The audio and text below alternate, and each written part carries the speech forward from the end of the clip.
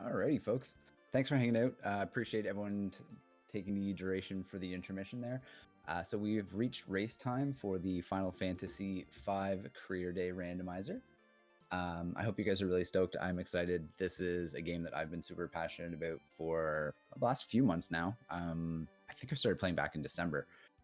You are going to see two players that are more experienced than myself and Mal, who is going to be joining me today on commentary. They're both very knowledgeable. They have pretty different play styles if you spent any time watching either of them. So we will do our best to point that out along the way. And we'll do the best basically to track the hints along with the runners so we can keep you guys informed. We can let you know kind of what they're doing and what they're looking for. And yeah, we do have our two winners of our commentary, or sorry, two winners of our career day name incentive in there. We have Rumpus and we have Jim. Rumpus being all capitals and Jim with the exclamation point for a little bit of oomph. Mal is actually going to be in the race room with our racers, and he's going to kick off the race whenever they're ready to go. And yeah, I think we're golden whenever these guys want to get it started.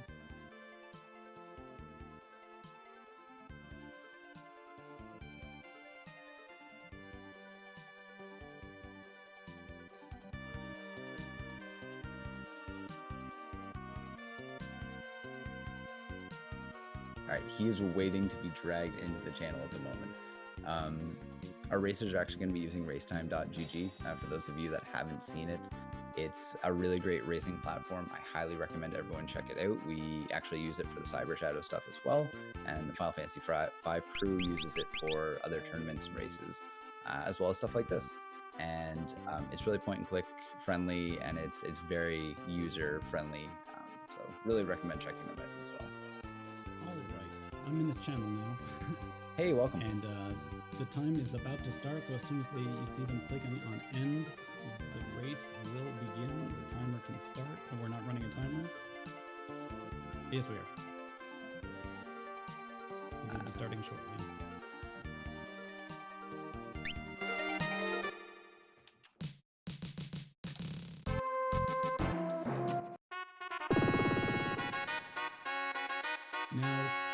Final Fantasy V Career Day Randomizer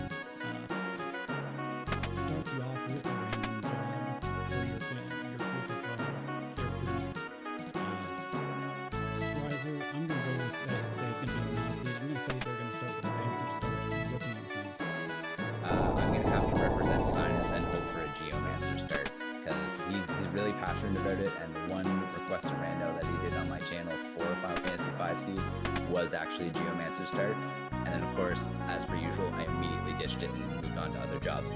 So I'm going to hope he gets his Geomancer start, and I'm going to hope that the players stick with it for a while. Unlikely probably on both counts, but I can hope.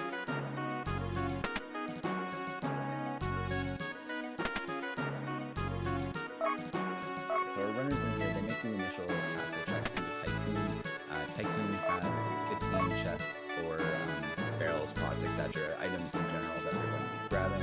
In addition to that, they are going to be getting the hint from the Chancellor. Desert areas hold no value. So what that means to the players, that means they know that they don't necessarily have to go back and check those locations. So that means the pyramid, and that means the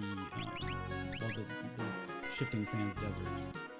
So if they happen to find the sandworm bait, they know that they don't necessarily need to follow that. Mimic start is a rough beginning. You picked this, didn't you? I did, yeah. Definitely roll that seed. Okay, so they have you to blame for this. Yeah, definitely, 100%. So why Mimic Start is a little bit rough for those at home that don't know. Mimic Start is kind of a double-edged sword, because Mimic is a very great endgame job, but as a starting job, it's a little bit bumpy. The reason being is Mimics don't even have a fight command. They don't have the item command. Naturally, they start with just the Mimic command. You can assign fight and item. Aside from that, Mimic's real strong point is not only the Mimic ability and ability to mimic something else that's already good that you have, typically for free without MP costs, but it also is like Freelancer in the fact that they get a stat boost based on every other job that our players have mastered.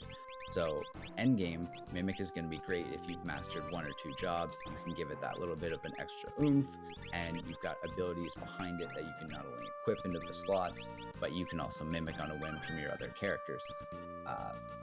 Freelancer start is arguably even easier than Mimic start because Freelancer at least comes with the wide variety of gear equipables, where Mimic ends up being equipped more like a mage.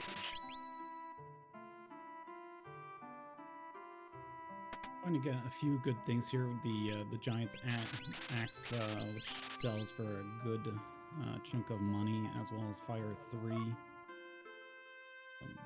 Can be used pretty good for pretty good damage in the end game. We found a hint in that town saying that the Moogle Waterway is on the path to the Void. That tells our runners that they need to get to that location in order to be able to reach the end of the game. And Path to the Void can be direct, and it can be a long string of things. So they could go right to the end and they can find something that's directly required, or they can go to the location and they can find something that leads to another location that leads to another location, and all of a sudden we've got every viewer's favorite seed. Maybe not from a player perspective. To kind of clarify the types of hints that we have 4 main types of hints. We have Path to the Void hints, which we just received. We have something that we saw in the first hint, which is a no value or a barren hint. And then you have world hints and you have direct hints. So world hints simply say the item is in this world, either 1, 2, or 3. Final Fantasy V randomizer does have 5 worlds.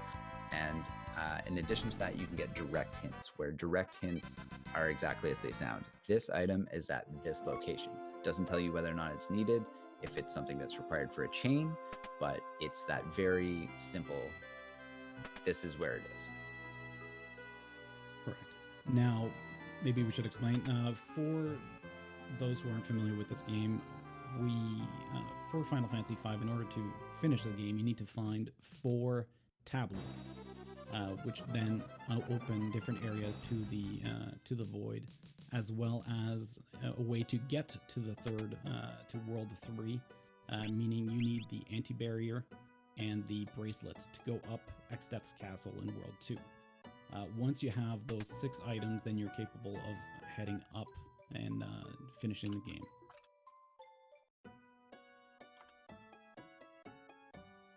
Ooh, Hunter Crystal found in... this is Waltz. So we know that WindFox is immediately going to be happy. WindFox put in for the name Berserker, or at least a modified version to fit the 6 character limit earlier. It was promptly beaten into the dust by Jim and Rumpus. So he knew he wasn't going to, unfortunately, get his name. But WindFox is very fond of a combination of having Hunter, which hunters come with a couple benefits early on. They lead into the X-Fight ability as their final ability, which is useful for any number of reasons, which we can certainly touch on later. And in addition to that, they can use bows, which, although there's not a ton of bows in the Final Fantasy V item pool, the ones that are strong are not typically that high-tiered compared to other weapon classes that also have really strong weapons. So you can find very, very good bows very early on, and multiple copies of them frequently and whatnot. So what WindFox likes to always do, if he can, is essentially get a hunter, put him in the back row with a big chonky bow, stick the Berserk ability on him, and just let them go to town. Now, we did get a hint that Exdeath's Castle is on the path to the Void. Now, there are, I believe, 3 different areas in Exdeath's Castle where you can get key items. One of them is gated by the anti-barrier, and the other 2 are gated by the anti-barrier and the bracelet. This could mean that they'll have to, if they happen to find the anti-barrier first, they may have to go in order to be able to find progression on the first slot to eventually give them access to the bracelet. So it's a little tricky. It's a bit of a tricky location. And another thing to touch on too with the worlds, because we did mention that there's 3 different worlds. Depending on the seed style that you're playing, you can see our racers are playing a standard race seed here. This is an open world 2 with a free tablet 1. So you require all 4 tablets. This one gives you 1 tablet right out of the gates. What this allows you to do is go right to Kuza, which is the sealed castle, and basically grab 3 of the 12 items there, whatever suits your fancy basically for the seed that you're going to try and run. We see WindFox here making good use at least of the viable rods. Rods are extremely good for damage early on, and again, we talked about the mimics having the mage there. So you start with the 1 tablet in the race seed, and in addition to that, you also start with an open world 2. In a locked world 2 scenario, you do need the adamantite to open up world 2. In this case, our runners can just go freely between world 1 and world 2 and only have to worry about finding their go mode items and unlocking world 3. Now, as predicted, WindFox did end up finding the Berserk ability. So if he happens to go into walls and get that hunter from the pot, we will likely be seeing some Berserkers.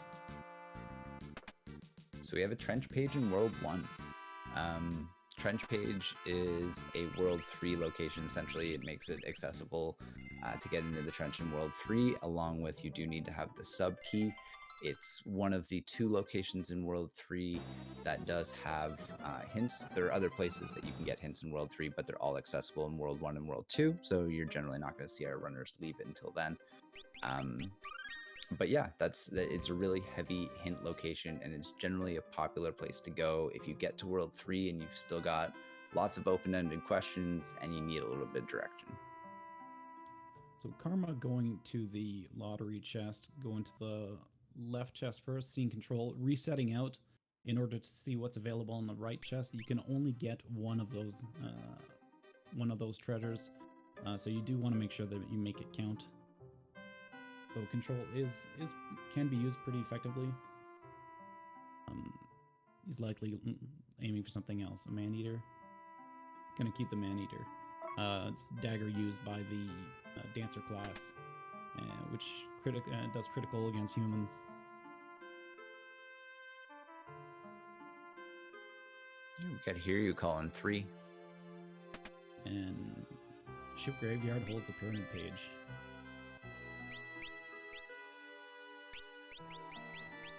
Alright, so we've got a lot of information. We know a couple places that are guaranteed to have something that leads somewhere, but we don't really have too much in terms of exact science right now. Our players are going to hope that they can basically get a nice, easy, cheesy World 2 victory, as I like to call it. What they're going to do is they're probably going to check 1, maybe 2 locations in World 2 if they find especially any abilities that they can one-shot a boss with. Things like Slash, which take out non-heavy enemies, for example. There's a lot of low HP, or there's not a lot, sorry, there's a low HP value location at the castle. It's only 2500 HP, so it's high experience and it's low HP. You can possibly do it with breakable rods, for example, depending on the boss that you find there. But it's a really good way to set yourself up. Slash for sale on WindFox side, selling some things in order to be able to afford that.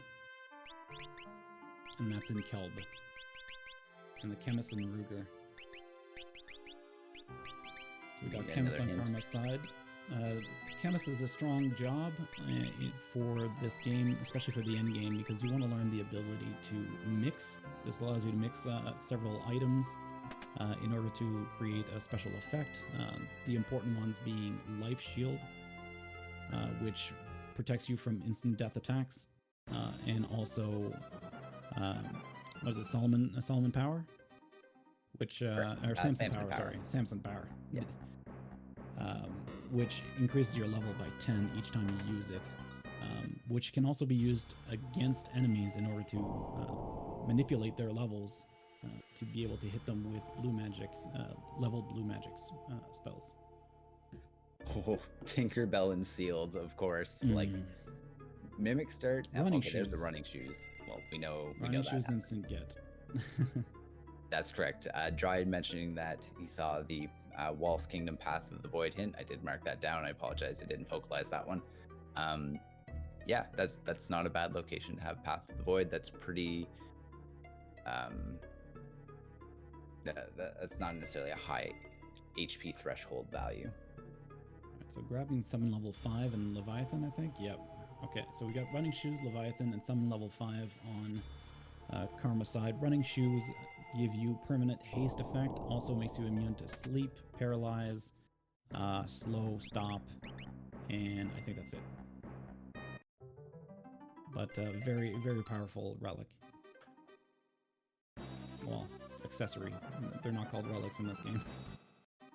The double-edged sword about a summon 5-star really is like, summon 5 is amazing because it gives you access to absolutely every summon. There's a lot of other abilities that go up to 6, but summon only does have 5 tiers. Once you can afford to cast it, you're basically rolling, especially once it comes to World 1. The thing is, you know, Leviathan is a pretty heavy cost. Thankfully, they have that gold pin, and it looks like, I didn't see earlier, but it looks like Karma has picked up Conjure. I did see our runners run into Rama, at least on WindFox side. I saw WindFox pick up Rama directly. And of course they do have Shout by the looks of it here. So this is one of those scenarios where Conjure is nice, but it's not totally reliable. And we saw WindFox go for some slash strats there. Ambitious got a try, but a little hard to get the edge on the triplets. Mm-hmm. Pun intended. But so we had an easy kill with the Leviathan Conjure on Team Dunder Mifflin side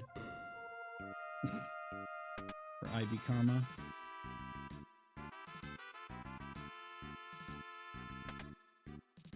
So ironically getting the Avis killer, so I mean we can hope that WindFox ends up there and gets a decent bow and finds Hunter and it all comes together.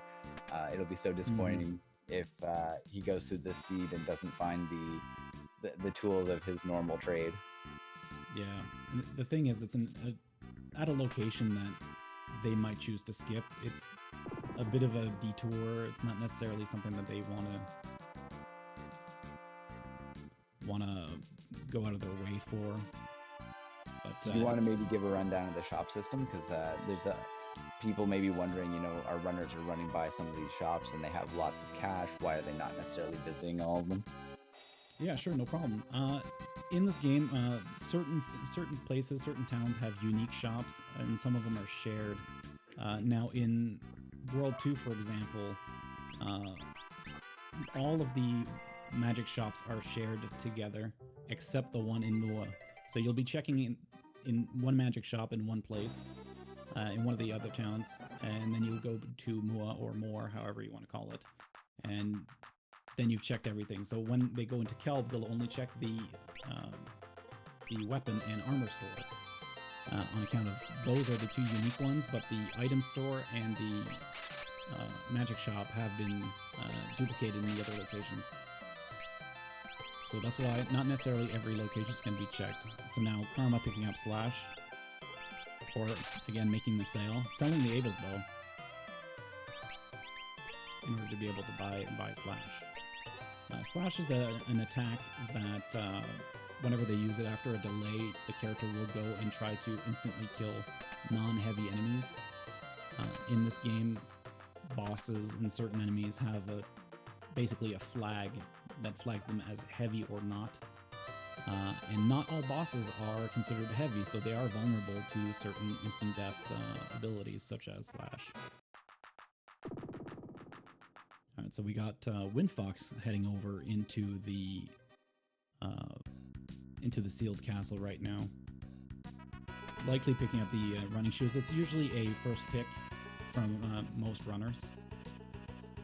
I think you could actually note that both of our runners picked it up immediately upon seeing it without checking the rest of the items, which goes to show you exactly how regular of an action that is.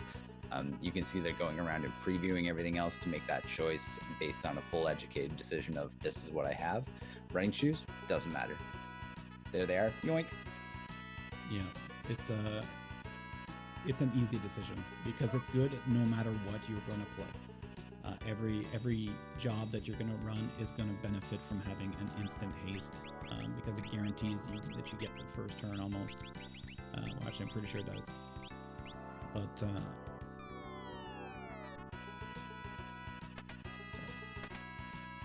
yeah, so it's a fantastic pick. So I think everybody just picks the first one. If you're lucky, you get the mystical 2 running shoes in the sealed castle, but I think that's happened to me only once.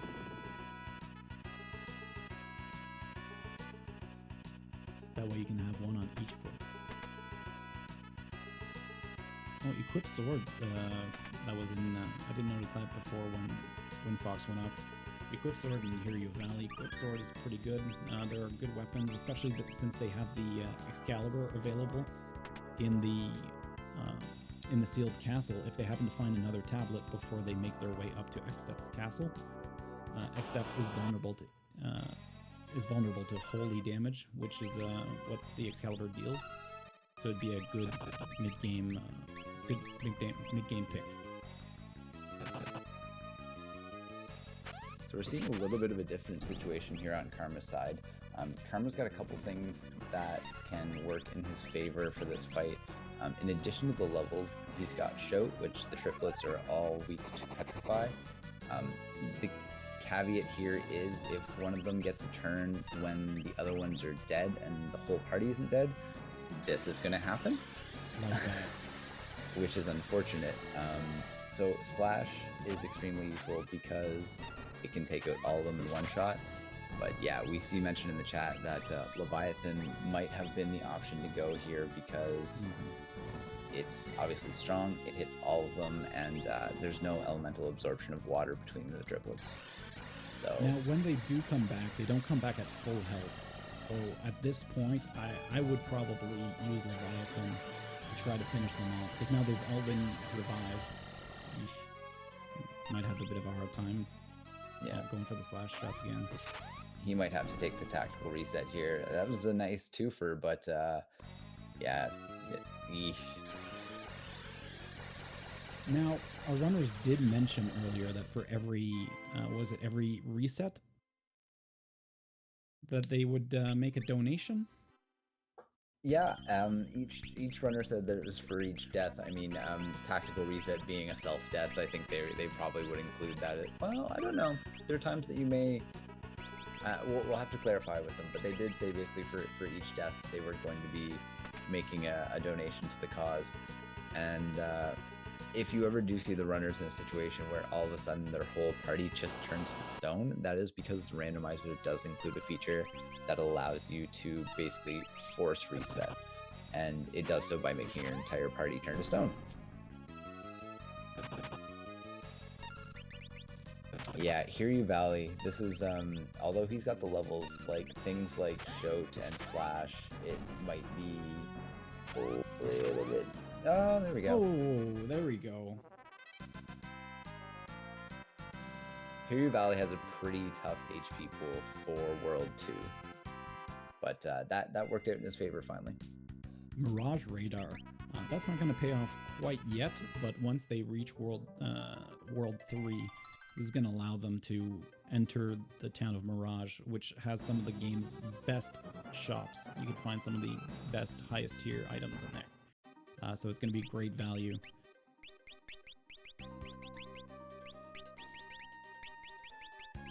I also see Karma's got Equipped Sword there, which at an ability for only 2,000 gil, you would think it's maybe not that important, but Equipped Sword is surprisingly useful. Like, you can find a decent sword early on, something like Ragnarok and Kuza, like the runners saw today, and for only 2,000, being able to equip it on anybody, especially then when it comes into play with jobs like Ninja, and you have two-handed Equipped Sword, and you have just two big chonky swords, and you have a Wrecking Ball.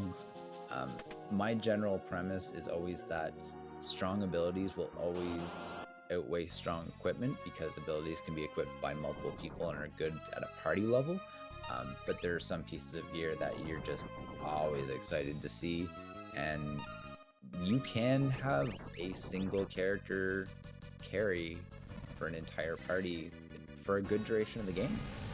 It's probably not something that's going to take you through Ned into endgame, but you can generally make it pretty far through World 1 and 2 with just a really good character. Karma doing quick work with that sandworm at the Moogle waterway location, which was on the Paths to the Void. The worm is a kind of a tricky one. Takes adamantite. So that is on the Path to the Void. That means flying Lanka ruins on flying Lanka on the Path to the Void. We'll probably be heading there next. But the worm takes half damage from any melee attack. He's always considered to be in the back row.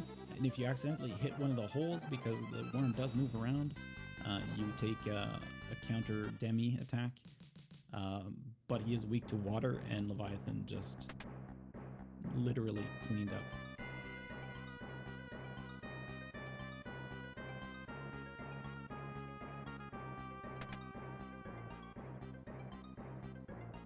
So we're in a situation here where Karma's definitely got momentum. He's got the World 2 victories, he's got the levels, and his party is not necessarily going to suffer through any of this. A couple things to note is you don't see necessarily that clear path through World 2 through X-Death's Castle that these abilities are going to carry me through the rest of the game. We're seeing a little more diversity on the job front if you look over at WindFox's side, who unfortunately just took a rip to Titan's counterattack. But yeah, just gonna interrupt real quick. Just Titan, once his HP runs hits 0, will counter with an Earth Shaker no matter what. Well, will counter with an Earth Shaker as long as he's capable of taking an action. So if he is asleep, if he is paralyzed, and stopped, he will not take an action. So the only way to protect yourself from that is having float, and which, there we go, we'll have the Time Mage equipped on WindFox side, so the float should protect his team. I actually didn't see float. I saw slow 2 and then something else that was a tier higher. Nope, does not have it. It's escaping out of there. Yeah, so to kind of touch back on that unique job idea, and we see, I don't blame him, we see IB making a little bit of a diversion here. It's a tough spot because he's put in a lot of time to the Chemist, but admittedly, aside from having the mix ability, Chemist is just not that great of a job. It's not something that you're going to necessarily want to strive to master for any later abilities. It's not something you're going to jump for joy with a Mimic start like we have now, because like, woo, I get my Chemist stats on my Mimic. It's a big investment for not much return. There's worse things out there. I'm not trying to make it sound like it's like the absolute worst job that you can spend and dump time into, but it's generally not utilized beyond 2 levels to get that mix ability. And we see Karma immediately ditching out for some ninjas. WindFox has the same type of plan, because you have hunters early on that'll strive to master X fight, which could then be changed into ninjas. Now all of a sudden you have X fighting ninjas. Time Mage is always strong because of variety of spells, both slowing the enemy, hasting yourself. Float in cases like we saw a moment ago would be handy, and then things like Comet and Meteor, where Comet and Meteor are basically RNG damage. So yeah, and we got our Berserkers. I'm so happy. We do in fact have our Berserkers as predicted. Karma going around clearing some of the Meteor's locations. They give pretty good XP, and they're fairly easy to take care of, especially at his level. So it's a good way to hunt for items that may be on the path without having any hints towards them. Yeah, he's basically going to get a free World 1 clear here. Being at level 25, it's really unlikely that he's going to run into anything that he can't necessarily take care of. Depending on how he wants to play it and what he uses to do so, you may see him hit a few spots to recover MP and HP, or you may see him start to burn through some tents. So I also happened to miss it, but chat says that the 4th tablet was found in the Walls Castle. So that is one of the tablets that we need. Only 2 to go, as well as the anti-barrier and the bracelet. So we've got a pretty good set of hints here because we know to avoid desert areas, which isn't huge now, but when you factor in the fact that we know ship graveyard leads to the pyramid page, and the pyramid page is not going to be anything of value because desert areas, 2 and 2 together, you don't need to finish that ship's graveyard location. In addition to that, knowing that the adamantite out of the Moogle waterway is on the path of the void, and IB is geared up to take out Flying Lanka, probably with ease due to being level 25. And then, of course, you have something that's valuable in Exdeath's Castle. The ideal circumstance that our runners can basically be in is if they find another tablet and they find the anti-barrier and the bracelet, and they get into Exdeath's Castle and they find the last tablet. Like, that is like absolute ideal scenario, and there'd have to be quite a few things that would come together to make it that way, but it's possible, we don't have anything as an outlying hint that would eliminate that at the moment. Now, one downside that might be for Karma is that, unfortunately, if he doesn't go through to the ship graveyard, knowing that it's not necessarily on Path of the Void, he'll likely miss out on those time mages, which isn't a game breaker, but there's certainly an advantage to have if you can't happen to find time 6. A big thing that a lot of players underestimate, especially when they get their first or maybe second jet seed or possible jet seed, is really the fact that if you get the World 3 skip, it's great on the surface, but then when you look at it a little deeper, you're generally not nearly as prepared for the void. You can run into World 3 skips where all of a sudden you didn't find the Moogle suit or Mirage, and you're just really lacking in the gear department without places to get or buy it. So a potential jet seed is always a double-edged sword in Final Fantasy V. So there's confirmed that it was the 4th tablet in the Walls Castle, as Emmy Cakes indicated. So thank you, Emmy.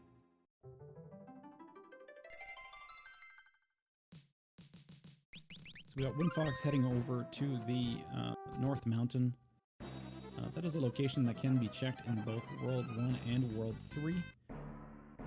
I know that Karma tends to want to only check it when in World 3, so you can check both at the same time, especially since he already has the Mirage Radar.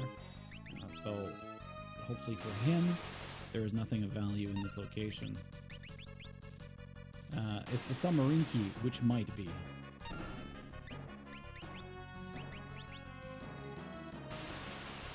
So we see IB's putting some flame scrolls here to work. Really neat fact, and this kind of touches back onto the point that I was going to mention when we saw WindFox initially pick up Slash.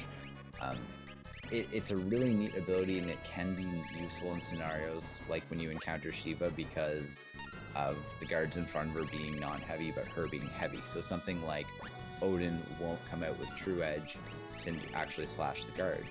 Slash still happens regardless of one of those enemies, or all the enemies potentially being heavy. So it's one of those unique scenarios where Slash can actually be handy because you can take out 3 enemies in one go, and then you can focus entirely on Shiva. Alright, so we've got Arcavis on the other side. He's got 5 forms, so you have to kill each form individually. Now, you don't really see a death animation unless you hit them with one of their weaknesses. Form 2 and 4 are vulnerable to instant death attacks like Slash. Unfortunately, we won't get to see the menu boss today because the Berserkers are just working too fast.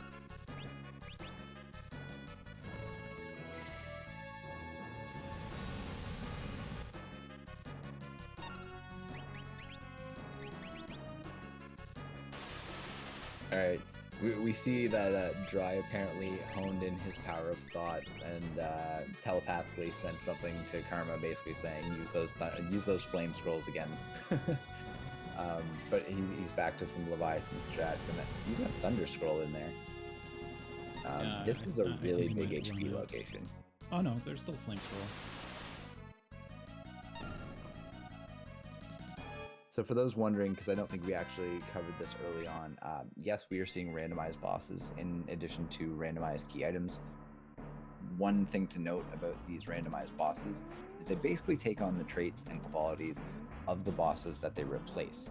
So it's meant to be fair in the aspect that they take on the HP value. So for example, anybody sitting in the Wind Shrine, regardless of how big and bad the boss is, will take on the 250 HP value of the Wing Raptor.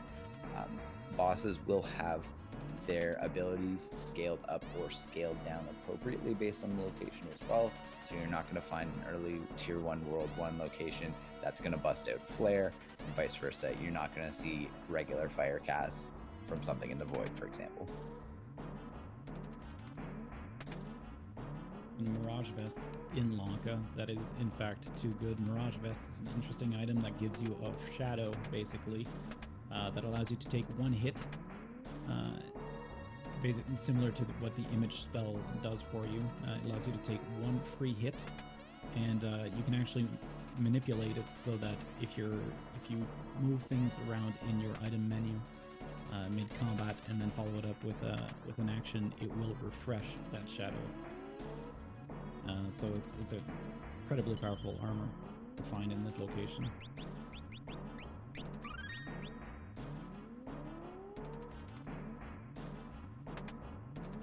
Now, our runners are hoping to find the ultimate endgame is finding Giltoss, and we already have the mix ability. So they're still looking for a Giltoss source, which comes from the Samurai class. So they are capable of finding the Giltoss ability on its own in one of the chests or one of the shops, as well as the job itself.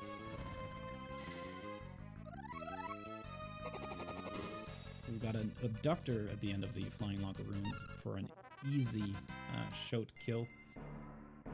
One shot anti-barrier coming from this location. So I'm wondering if we're gonna get that really unique and hilarious scenario where in the basement is the bracelet, the Gilga 1 location. Yeah, as I mentioned earlier, that's something that you don't necessarily want to find, or even worse, a key item that leads you to that bracelet. WindFox finds the Moogle suit first. Moogle suit is fantastic. Moogle suit is basically 7 very high tier items available in World 2. So in a race seed or a standard race seed setting, basically what that means is you're going to get a free pass to jump into World 2 and find 7 extremely powerful goodies.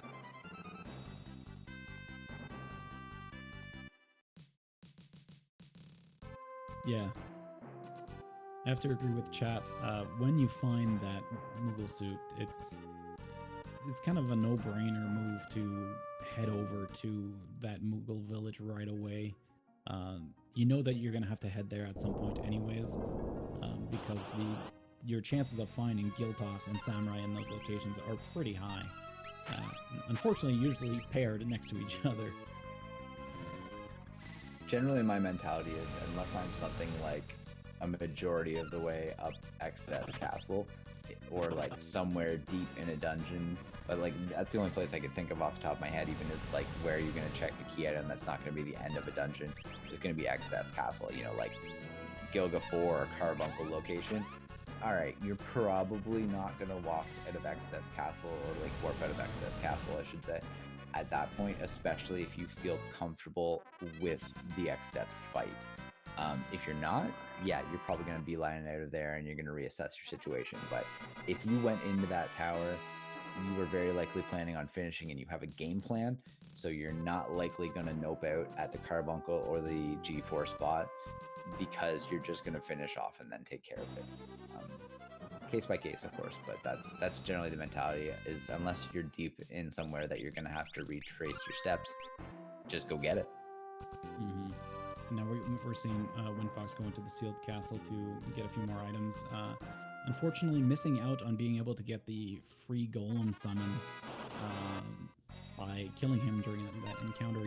If you had killed the other 2 enemies in there on their own, Golem eventually joins you and gives you his power. So WindFox grabbing the Ragnarok. And I would suspect the Excalibur as well. Oh, they already have Golem? Okay, I'm sorry. I'm afraid I missed that.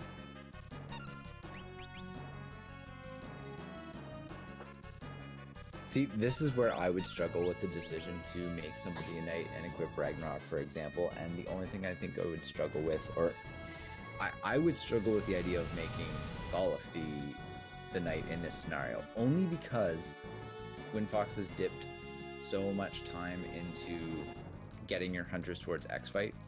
And although it's not something ridiculous like going to the end of the Red Mage trail for X Magic, if you put the time in and you know it would be useful on a character like a knight in the second half of the game, I generally try not to diverge from early hunters if I have them because I've already put in the time.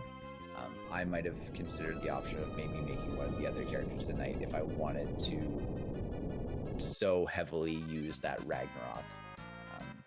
But, you know, different strokes for different folks, and obviously WindFox is going to have his own game plan. All right, Elder Branch acquired from the Tycoon Meat Eater.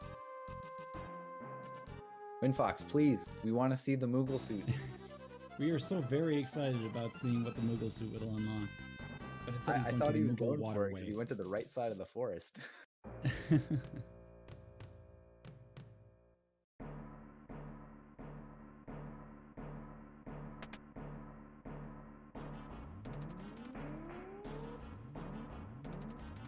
I just want to say a big thank you to Kigalas for the $25 donation with no message. Thank you very much. If you want to donate to assign that amount to a certain incentive, check that link out, let us know, and we'll put your money towards that. I'd just like to point out that if we do raise $600 towards the Little Mermaid 3-loop, KLM will have to perform the 3-loop wearing a Little Mermaid cosplay outfit.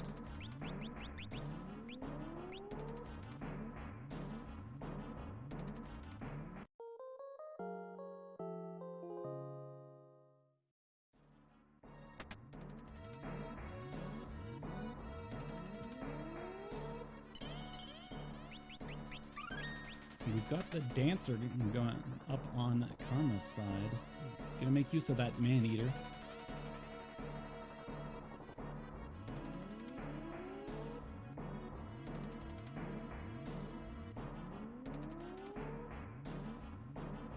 And on WindFox side, taking on that Sandworm that Karma defeated earlier. Catastrophe. Catastrophe is not so bad at this location. You should be able to take care of it, no problem. If you find him at endgame, can be a big problem. Can open up with a Earthshaker or Earthquake, dealing extreme damage to everybody unless they're floated. A good way to manipulate him is to just constantly cast Float on yourself, and he will always reply with a Gravity. Third tablet found at the Catapult location. So our runners are 2 items away. Jet seeds? 2 items away from being done. Now we do know that Excess Castle has an item, so they are hoping to find that bracelet before heading in there.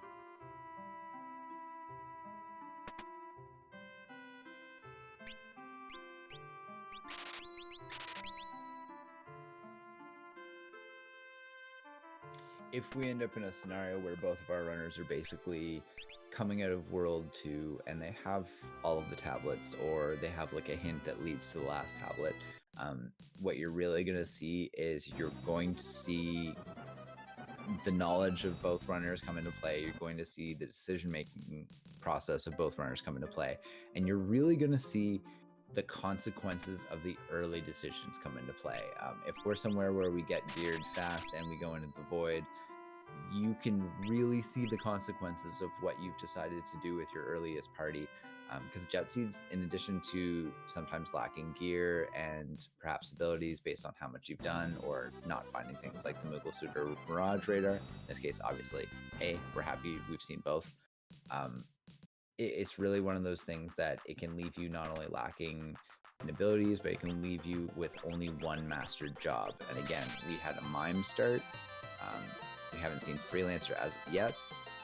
There's still some pieces that our runners would want to find in this puzzle to make it that really nice, hey, I've got my end game plan laid out.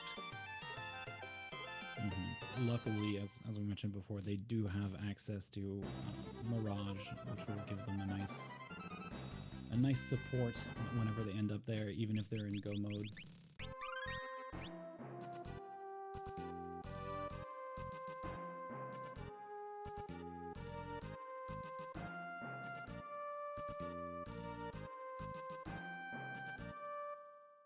All right, I believe Karma heading into the Lanka Meteor. There's definitely no qualms about just ripping through World 1 in the sake of finishing it. Gargoyle's another one of those bosses where you need to take out both of them simultaneously. There's a few caveats to that and how you can get around that, but one Leviathan is going to take them down pretty easily. I have to wonder, I haven't been following, obviously, every boss that every runner has done. Ifrit's Fire, which is going to give access to one more library location. I have to wonder if Karma's considered perhaps just dipping into the start of XS Castle, see what that first item is.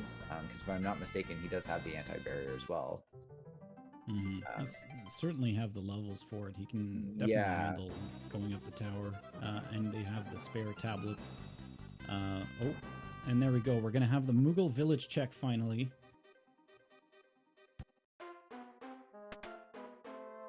Let's see what they have to do. It's a Moogle suit. You put it on and then go catfish a Moogle next door. Brown chicken, brown cow.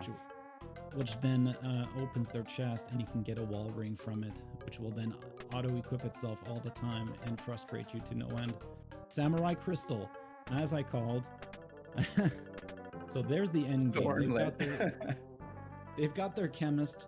They've got their ×6. They've got their their samurai. They've got summon 5. They are ready for end game. So there he goes. He's heading over to XS Castle to see if it's the bracelet. Now, that being said, there is still the slight possibility that we get the Long Troll. I have seen some pretty vicious chains of items that come out of getting one tablet. The game does not have any issue serving you everything up front on a silver platter and then going haha while it makes you check 8 locations in World 3 and bounce back to like other old World 1 and World 2 locations. We're gonna see pretty quickly what this is. It's Hiryu, so if he has Slash on anybody, that's definitely an option. If he doesn't, he's got some big butt summons. Yeah, this location has 12,000 HP, so the first check is not that difficult. The other 2 mini bosses in here do have 30,000 HP each, however. And there's this, okay, they did have Slash equipped, and it takes care of it very swiftly. And finally, a Moogle check, Moogle Village check from WindFox. I just missed what that item was, unfortunately, from the basement.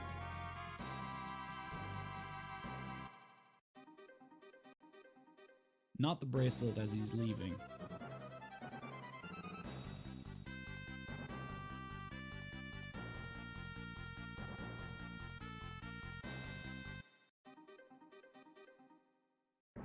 Shrine page? Okay, Shrine page gives them access to the Solitary Shrine, which is in World 3. You would have done bridge right there. That's definitely probably a good decision. Bridge is also a pretty low HP check. Yeah, very. So grabbing the Ragnarok and the Excalibur. And looks like he's going to grab white level 6. So now they're going to be able to cast their Cure 3. So this is one of the cases, because if I'm not mistaken, X Magic was also in Moogle Village, and among the other great things and the things that we were teasing about being in there, we didn't really touch on how that meshes really well with Mimic. So generally, X Magic is something that's going to benefit anybody that can equip not only a naturally high magic ability like a Time Mage or something like that, or a Black Mage, but in a scenario with a Mimic where you can then equip 2 other magic abilities and then put X Magic on top, it's phenomenal. So X Magic gives access to low-level white and black magic. If I'm not mistaken, it's level 3, maybe level 4. I want to say level 3 though. But so if you put X Magic on somebody, they will have those abilities naturally. You then put ×6 on them, they have access to X Time Magic in addition to that white and black magic. It comes naturally with the X Magic spell. If you put something like white 6 on them, it then bumps that tier of my white magic up from 3 to 6, or black 6 or anything like that, or Summon 5, for example, and you have X Summon. So if you put on Mimic, for example, X Magic ×6 and Summon 5, you have suddenly somebody that can X Summon, can X ×6, and can X Black and White 3, which is a hefty load of magic for a single character, and a lot of really good potential stuff. Also costly, but thankfully they found the gold pin. Mm-hmm. Yeah, so whoever has that equipped can definitely do those with no problem. You see Karma actually diving into the graveyard, which I'm not surprised because it's a quick check. But we also know that the graveyard has the pyramid page and that deserts are nothing of value. So he's unfortunately doing this check, and I don't know if he's maybe just forgotten or didn't check all of the hint locations that we saw across both.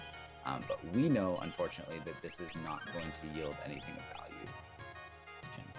Now, something that we also know, however, is that before the race, Karma did say that he was not going to be taking notes, so that could be a side effect of that. But on WindFox's side, taking on Galura, normally an early game boss, can definitely hit hard, but is considered not heavy despite his hefty size, and is slashable, taken down easily for a falls page. Unfortunately, that means we say goodbye to Galuf on WindFox's side, and we replace him with Kara.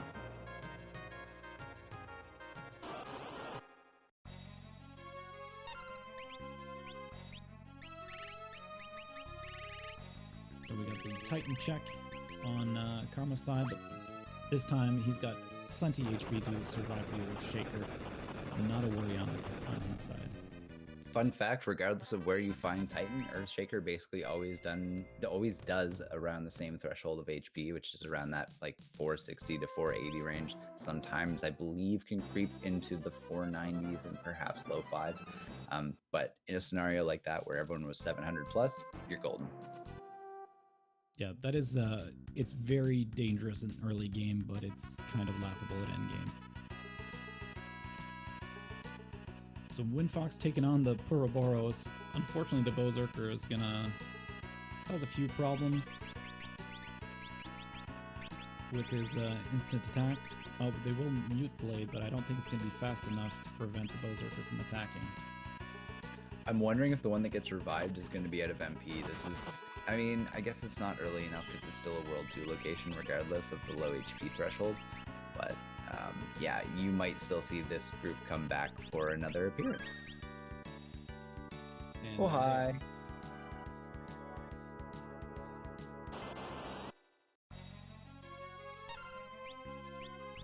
Oof, and now they're going to be...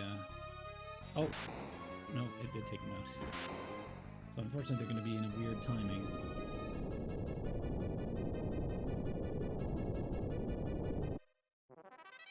Yeah. But luckily, we got Kara ready with the... Sorry, go ahead. Sorry. I was going to say we got Kara ready with the mute blade, but unfortunately Ferris is going to take another shot.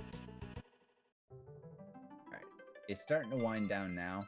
This is one of those scenarios that realistically WindFox could have justified making the tactical reset, assuming that he saved before checking this boss location. Knowing what the boss was, it could have been extremely easy to just pull the Berserker not in Berserk for a moment and like just pull the ability off. And there's that Avis killer that I mentioned much earlier when Karma found it, in terms of, hey, I wonder if WindFox is going to find this. We're basically at a point where our runners are retracing each other's steps at this point. Karma is going to be doing something new because we haven't seen the Ifrit's Fire location. We've only seen the first library check. But WindFox is going to be coming up here and just doubling up on the valley.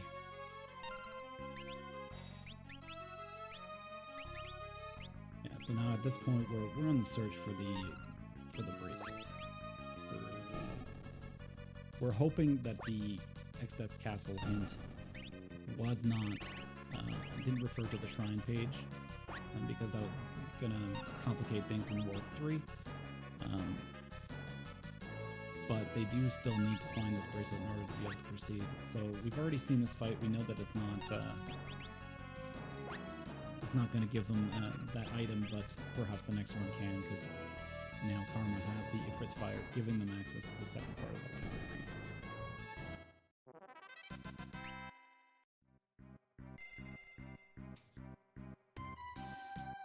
The triplet's still giving WindFox the business, unfortunately, with the Delta attack. I mean, at least they stoned the Berserker. That's right. So, I mean, it can't throw any more wrenches into this plan. No, don't. No!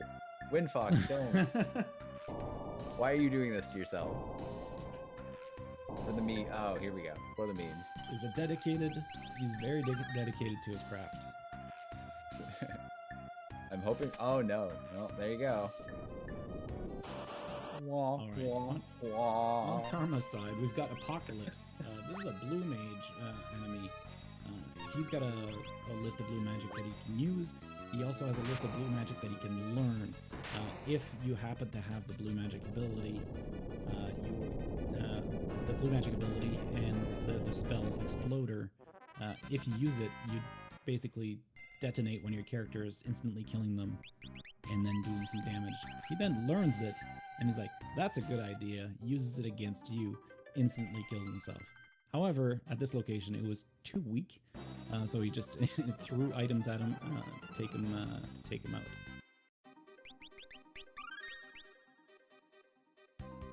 Yeah, rude bracelet seed indeed. I'm starting to think whether or not they should check out Barrier Tower with following that submarine key. I'm gonna try. Bridge bet is just like it's right there. It takes literally a few seconds to walk to the boss.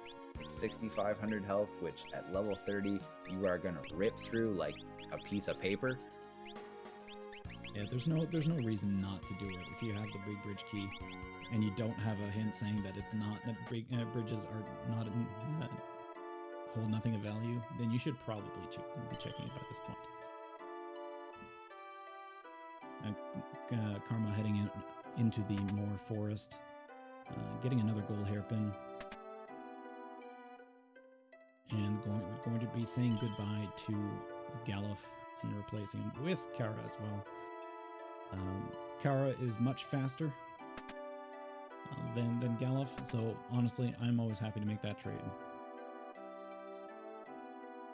I'm happy too, as long as the boss of the Elder Branch location isn't terrible, because the Guardians that are there in vanilla have quite the collective HP pool, and it is a thick World 2 spot, so if you have then a bad boss at a location here that you're not ready to deal with, that big HP pool can actually throw a wrench in your plan.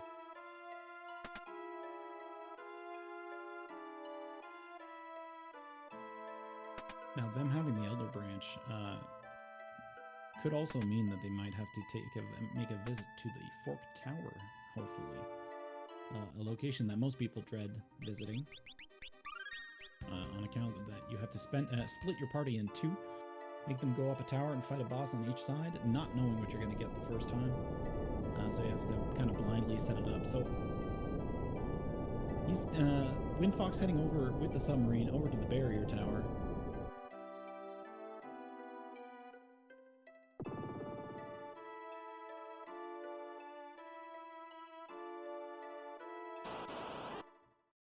Barrier tower has a few chests in there, but also 2 monster in a boxes with pretty strong dragons.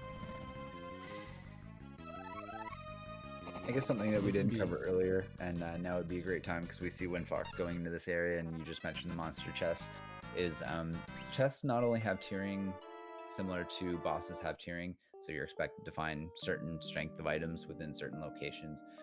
There's a few extra details to that, and one of those details is that monster chests get tiered higher than normal chests.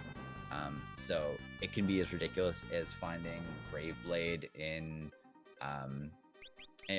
Tool when you fight the Goblin. I've had it happen. It's a strange feeling. But that means that you can get really, really good tiered items from these few monster encounters in Barrier Tower. The battles still aren't tons of fun, but they're nothing that's going to give either of our runner an issue at the level that they're at. So they're going to go and hang out in the Barrier Tower together. Now, WindFox was capable of catching up a bit in levels, or at least closing the gap. That they actually surpassing him. He's now level 32.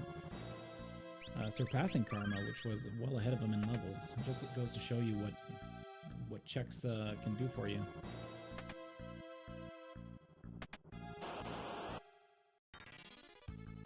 Alright, so we got the other monster in the box location, the yellow dragons. They are not considered heavy opponents, so they can be slashed, as Lena will be attempting. Unfortunately, the red dragon is not.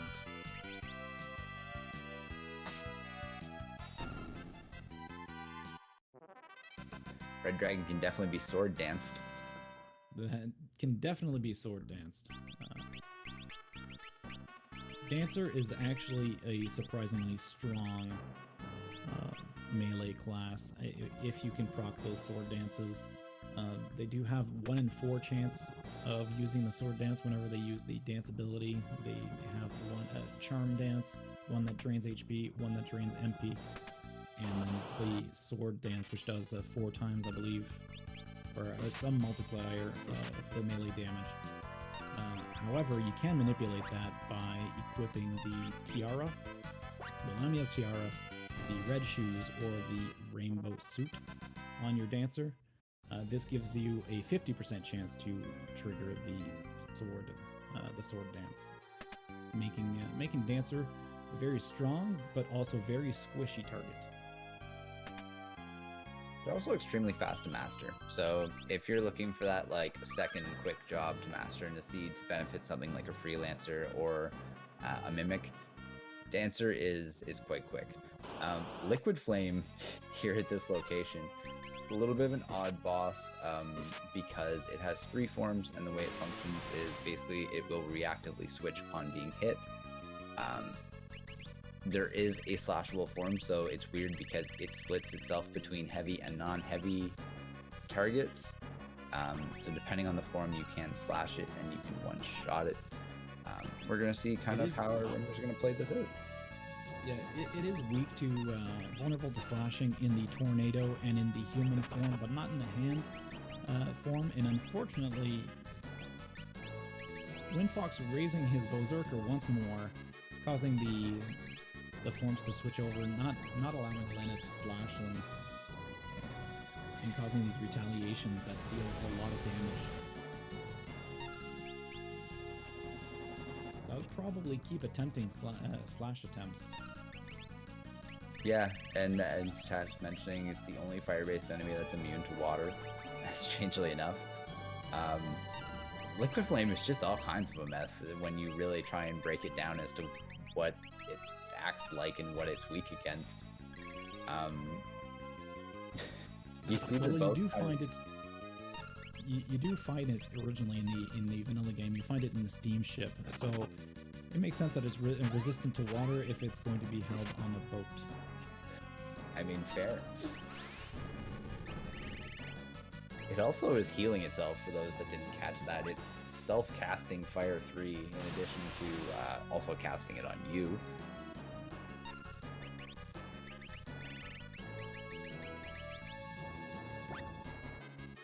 Hey, Alright, now on WindFox's side. Yeah, it's really sad that, oh, there's the steamship key. Well, there you go. He brought it with him. Yeah. Liquid Flame had the steamship key. That gives you 2 additional checks, the steamship and Karnak Castle. Steamship has a lot of chests. Not all of them are worth checking. They tend to be of lower value. However, the Karnak Castle has 3 monster in the boxes, and as Strazer explained earlier, you do have a great chance of finding good gear there. So it's usually worth checking them if you're going to be ending up in that castle. Oof. Okay, and Karma butt skin his teeth. Dry just pleading with someone to check bridge first. I'm with you. I would have totally made that check much earlier on myself, knowing that it's just such a small commitment. But we're gonna see if yeah, they're gonna keep following these breadcrumbs, and it looks like Karma is gonna follow in WindFox's footsteps. We definitely had free heal, probably. And a big thank you very much to the Blacktastic for the wonderful raid. Thanks for joining us, everybody. Welcome to Game Over Cancer 2021, 2011, 2021 Spring Edition.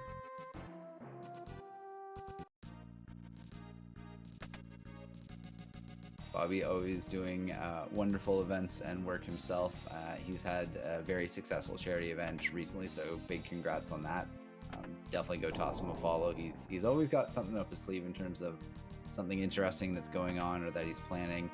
He puts a lot of heart into everything that he does, and he genuinely just cares. So yeah, make sure to hit him up with a follow. He's been very good at helping put the word out for GOC. He's going to be doing a run later in the event as part of a Mega Man 9 showcase, which you guys are going to want to check out. So much fun to be had. Gilgamesh 1 holding down the fort on the boat. Gilgamesh 1 running away as soon as he takes 10% damage. The bracelet on the steamship key. They are not following something blindly. That was the play to do. However, now they have 3 tablets and the bracelet. They technically could avoid doing the Karnak Castle. You can warp out as long as you don't go to the back of it. So, is that something that you would have done yourself, or would you dive the castle in order to get the additional gear? Knowing that you've got Samurai, you've got Mimic, and you've got Chemist. Yeah, I mean, knowing that you don't necessarily have to get anything else. I mean, on top of having those things, you have the Mirage Radar. So, or at least I saw one of them pick it up. I apologize if the other didn't as well, but they seem like they've basically mirrored all locations at this point. If you have the Mirage Radar in tow and you don't think you're going to be hurting for money, why put yourself through this? On the flip side of that, if you're hurting for cash or you want some more comfort gear, this is not that big of a time dump. And you could really justify doing something like cutting out the 2 items that are at the outskirts, which it looks like WindFox is doing here. I can totally agree with this play of doing this stuff, but not checking the 2 deepest items, which are really out of the way. Yeah, they do cost you probably about a minute or 2 even, or maybe just a minute and a half. And if you're counting your monster chests and you've already seen them, then you know you're getting like the best of what you're likely to find out of those 2. Yeah. Oh, that's something we'll have to ask them at the end to see what they were thinking. If they were thinking the same thing, if they just want, and they will see all 3 monster in a box chests before going to the back.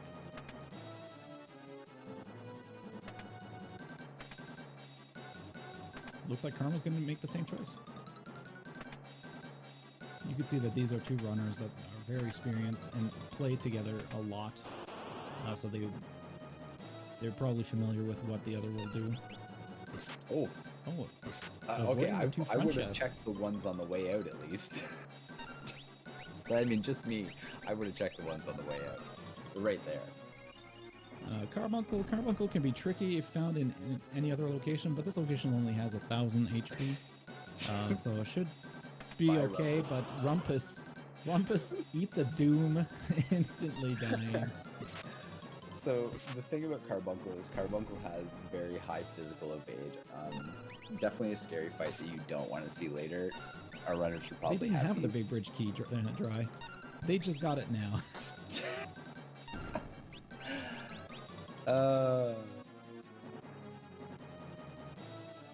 I hadn't seen it, and I was just going based on his on Dry's resolution that they should have been going to the bridge.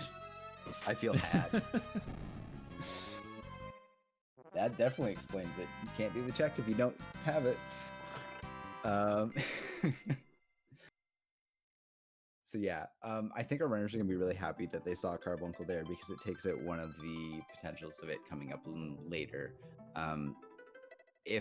Even if the runners haven't been taking notes, they're very likely still aware of the bosses that they haven't seen that could scare the crap out of them. There are certain bosses that you don't want to see in later void locations for one reason or another. Carbuncle definitely being one of them, depending on what you have. Yeah, so with their current setup, Carbuncle would probably be okay. They just need to survive a few rounds. Twintania, again, is just surviving 5 rounds. Are we going to see the late game minnow? That's what I want to know. Are we going to see the late game minnow? Or the late game necrophobia? Yeah.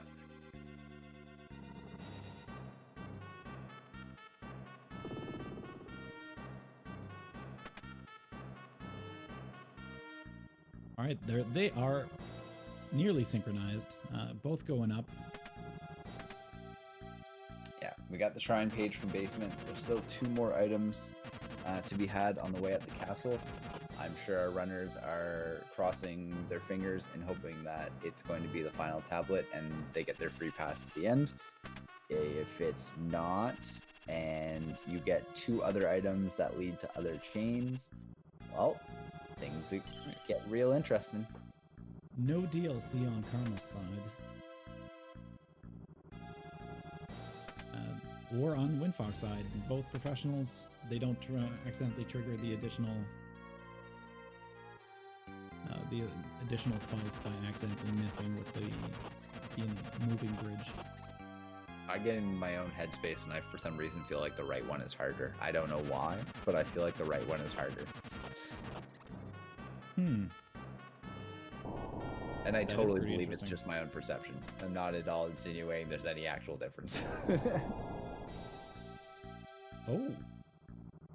Karma avoiding the... Oh no, just taking a save. Yeah, I do this too, and this is something that I've started to do recently. I don't even bother stopping or healing at the save prior to this. And he's doing the other thing. I would have actually done the save after grabbing these items, but he's got the right idea here. There's Minnow. And Black Mage. Oh, okay. Yeah, it looks like he's exiling. I don't know if I agree with that. I would probably go Carbuncle first, knowing that Carbuncle basically has half of the HP that Gilga 4 spot has. So I probably would have. I probably would have done the route in that you came in, you checked the chest this deep, like the ones in the side room, then I would save and heal, and then I would go back to Carbuncle location. But, let's see. The problem with going back to the Carbuncle location, however, means you do have to walk on the lava again. I believe more so from that location. Well, no, less so. Yeah, so it is very strange, especially since, like, in the past, Karma did, like, we had a conversation about me skipping a boss in Excel's Castle. And then you tell me, it's like, if you don't know for sure where it is, then you should check them. Lennon just entered her natural state as she got holied and decided to. Oh, okay. Well, And there we go. there's the second tablet, so this Better could hope he goes backfire back. a lot for Karma. Okay. And so this is why you don't skip a check. we got the World 3 skip, but we got the World 3 skip in a scenario where our runners really have the fruits to make this work. They have Chemist, they have Samurai, they have access to Mirage if they want to gear up before the end. Exactly, and this is where X Fight is going to come into play because, you know, WindFox has been investing in that since early on, and this is where their early game decisions are, I think, really going to be the differentiator. Opting to check Gilgafor, I'm That a is little kinda bit strange. surprised. Yeah, because he's already in go mode right now, so Yeah. all he's got to do is fight X-Dev. This isn't a check that I would take if I was looking, for example, to round out my job points or my experience. I would probably, if I was looking for something that was a little easier and a quicker check, I might do Tool Pass in World 3, knowing that that's only 8,000 HP, where this is over 30k. Yeah, this is not something that I would have jumped at the opportunity to do. I would have, especially because knowing that you can go to Mirage once you hit World 3 and you're going to be totally geared up, and you have favorable strats for X-Death.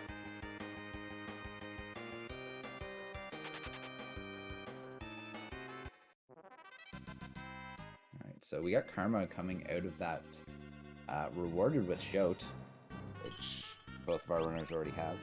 No, actually, no, I don't think WindFox has Shout. So let's see if Karma's going to decide to head back to try to take on Minotauros at the Carbuncle location. He's changing jobs. Hopefully not for his case, because he's switching everything to Black Mages, and that would be bad. And that was my thought, is I hope he's not starting to gear up for the X-Death fight. We're all concerned, Dry. Oh, thank God. Oh, okay. But unfortunately, he will have to reset back. Because we'll have a bad time with those mages. Unfortunately, Yeah. Minotauros prevents you from using... And he has Ooh. Excalibur equipped right now, which heals him. So not resetting out of it. Hoping for the Sword Dance kills. I mean, with the Man-Eater, is definitely going to do a lot of damage. But Minotauros prevents you from casting any sort of magic, other than if you use Conjure to summon. Just take that off. Take off that Excalibur. Excalibur doing holy damage, and Minotauros is the boss that protects the holy spell. There it is, If okay. you're doing 2 shots and you're ultimately only netting yourself 600 damage, but you're risking 2 counters for Minnow, it's just bad math. That's never going to come out in your favor. Thank you for listening in on me, Karma, and doing exactly what I said right now.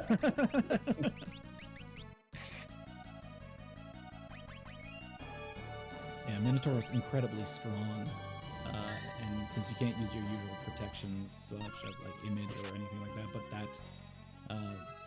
that Mirage Vest protecting Jim there.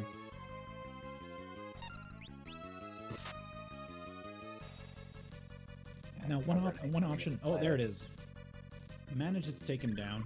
I was gonna say one other option you could have had is if he happens to have all his characters weak, and like kneeling down in a weakened state, you could do the cover and guard strats, where guard makes you immune to all physical damage, and then cover from all the attacks. Basically making any of his attacks meaningless. But luckily for Karma, went back, got the second tablet.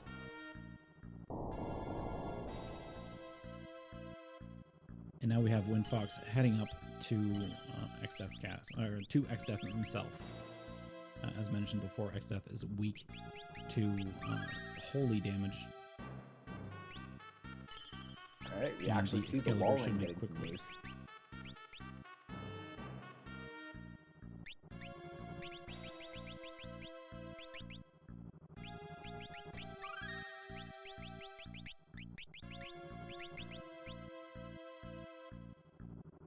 Alright, so going with some Leviathan. I'm not seeing the opting not to Golem. Yeah, I was like, I'm not seeing Golem. I'm not seeing the X-Death Excalibur potential strats coming out. Well, the Excalibur is equipped on Lena right now. Ah, okay. So Delta about 3.3. Yeah, he doesn't care for X fight. He's full on Berserker. Yeah, definitely should have switched out his his Hunter. Right now, it's one. Well, I guess his Hunter's mastered. Definitely should have switched it out to a Knight with X fight. Well, and the other caveat here is like the XF fight nets you no experience and no job points. So at the end of the day, put whatever party is going to be best for you to win this fight and get it behind you, because regardless of who's standing, who's face planted, and what jobs you are, none of it matters. As long as you see that flash in that victory screen, none of it matters about how you get there. That's true. Now I think about it, looking at what Lena is attacking with, I believe that's the Excalibur and likely the Hardened Dagger. Hardened Dagger providing a nice stat boost across the board. Just can't hit the broadside of a barn though, apparently. No, unfortunately, Knight Swords have fairly abysmal accuracy.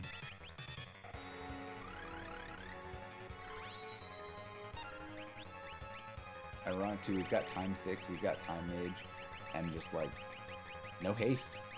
We don't have any source of haste. But what we do have is X-Death down on WindFox side, now capable of going to the Void. Now, I'm not sure if I saw WindFox getting the Mirage radar, however. Can't remember which location that was. Oh, I think that was Hiryu Valley. So he likely does have it. So there you go. Now when they use the Warp Shard, which is a something that is unique to the Final Fantasy V randomizer, gives them access to the to this little world, which allows them to transport between the different worlds. So instantly goes to Mirage for some of that in-game shopping.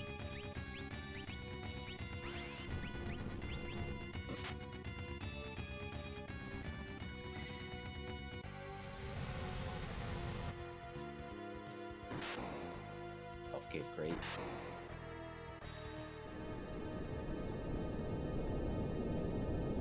Alright, and next up, down on Karma's side as well. We got level 5 Doom and Mind Blast. Very, very good spells, but at the end of this shopping trip, these runners are going to want to be at around 140 to 150,000 gil if they're going to do the gil toss strats. I didn't catch as well if our runners had already got themselves pre-set up with their World 1 shopping and I guess potentially World 2 shopping as well. For doing mixed strats, your runners are going to typically look to have 40 antidotes as well as 40 revivifies. Usually you will buy other status ailment items along the way. You also want to have a healthy reserve of Phoenix Downs. As mentioned earlier, it comes into play in terms of the level up spells, the Samson power, as well as the life shields to avoid the white hole from X-Death. So yeah, it's really going to be balancing your spending and your selling and knowing how much overhead you have to work with, as well as the fact that the Void does provide something. Yeah, we do have a kind of a saying in our randomizer is that the Void provides. So sometimes you will risk heading into the Void with a little under what you're looking for, and hopefully you'll find your answer in there before you have to get out of it and reclimb the whole thing. Though if you do beat the last optional boss before the end boss, you do unlock a new warp shard location, allowing you to leave and come back to that location instantly. So it's a bit of a gamble at that point. If you go up unprepared and hoping to find your answer, you may need to leave and fight that optional boss. WindFox decided to take in the hints from the Mirage Radar folks, or the Mirage Village folks, which, okay, hey, you're in go mode, you might as well see what they say just for fun. I've done the same. So haste 2 from the vendors in the back of the weapon shop in Mirage. The thing about this randomizer, or about this village, is that there are two shops in every one of those locations, and some of them are kind of hidden. Oh, is WindFox? Why is WindFox going there? Is WindFox still short a tablet? I don't think so. I feel like they both made the same World 1 checks leading into World 2. And yeah, I feel like right now WindFox should be geared to dive into the void. I'm not sure. Maybe they didn't make one of the World 1 checks that IB did. I'm very confused. I wonder if they just they were neck and neck, and unfortunately, just.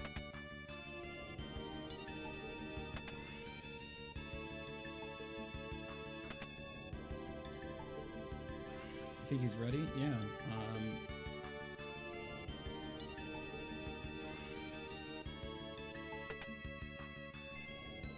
That's it's leaving everybody confused.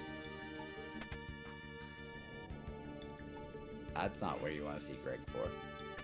Definitely not. No. So this location has 40,000 hit points. Very strong. A very tough fight. And Gilgamesh 4 doesn't have an easy way to take care of him. You'll just have to beat him down and likely trigger a cutscene, which is going to take some time. Karma just found the magic lamp in the void, as well as Big Guard. Big Guard always amazing. Unfortunately, our runner's not having any way to utilize it, to my knowledge, because I didn't see any of them get Blue Mage or the blue spell. But magic lamp, certainly handy for the final boss for Ned if you don't have other options.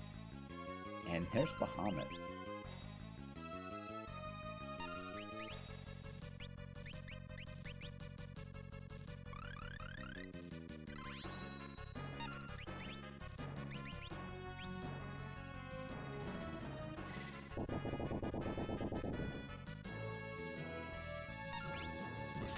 Yes, Bahamut can be pretty brutal. Luckily, to find him in this location, in the void, is probably the easier. Well, it's definitely the easier one. You don't want to see him later on. Mega Flare will easily wipe your party, but should take care of him easily with that sword dance. There he goes.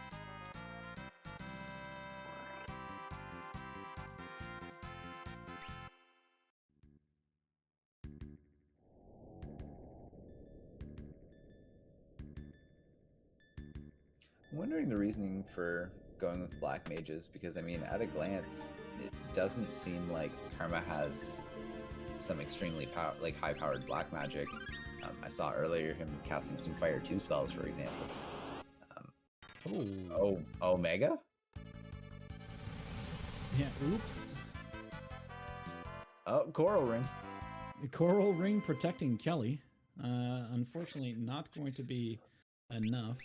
Yeah. I agree with Dry that I do like WindFox's choice to have the running shoes on the Time Mage at the time, or the person with Time Magic, to cast Haste 2. Antlion at this location. Antlion hits very hard and will likely instantly kill your character, as Angela has proven. Instantly kill your characters as soon as it hits it. But he only has physical attacks.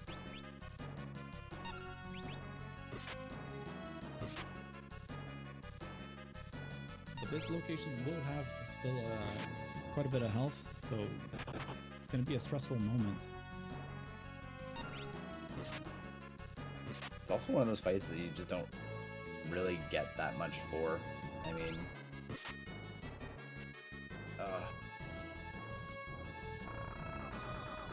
Stomach acid. Luckily, it doesn't do too much damage.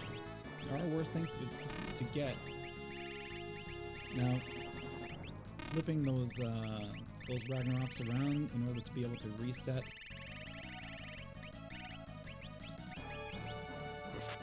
the Mirage Vest. As you can see, the image shows up again right behind me.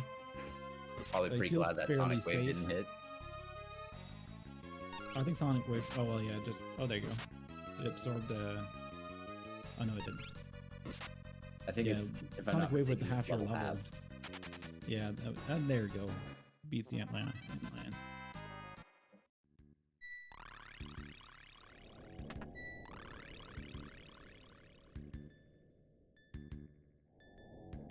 Really love WindFox to check his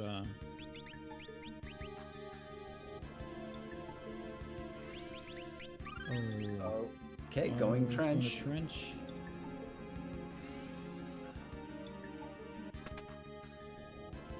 Unfortunately, I can't remember where all the I didn't mark down where all the items were. I know that we found one tablet inside inside the castle. Yeah, that was tablet 2. They started with tablet 1. No, tablet 4. Tablet 4 was in Waltz. Tablet 2 in Carbuncle, and then 3 is the can't recall. Yeah, sorry, 2 castles in play. But yeah, Waltz Castle was tablet 4. Excess Castle is tablet 2. Our runners started with 1. There's Go-Go, which means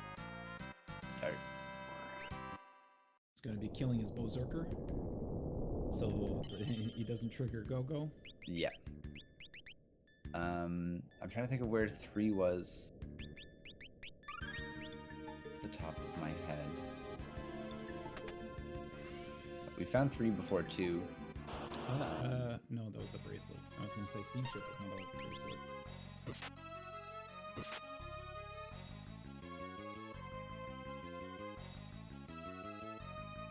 That's alright, I'm sure it'll come to us. I'd be encountering Stalker.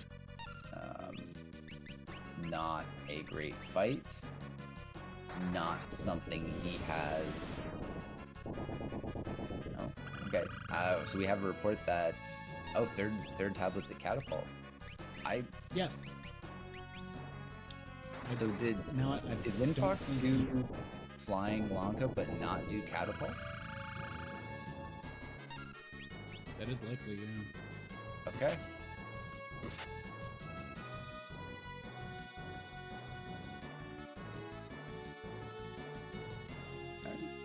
Fair enough.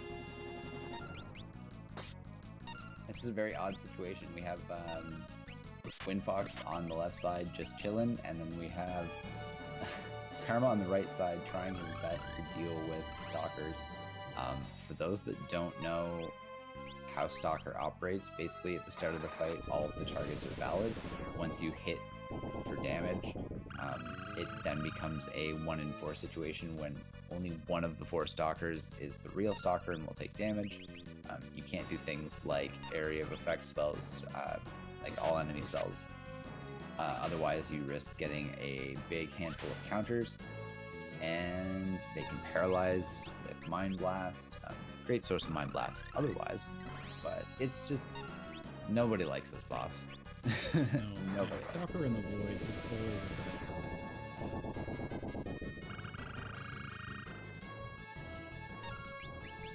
And like above and beyond being a guessing game, like you're even at this point where, you know, in previous scenarios, if you had a character that was weak enough, you could justify attacking and determining that that was the right character with no damage. Yeah. Yeah, you can also do a single target cure. If you just cast a low level cure, it won't rotate. and it will only heal the actual real one. So that's one way to identify it. Oh, neat.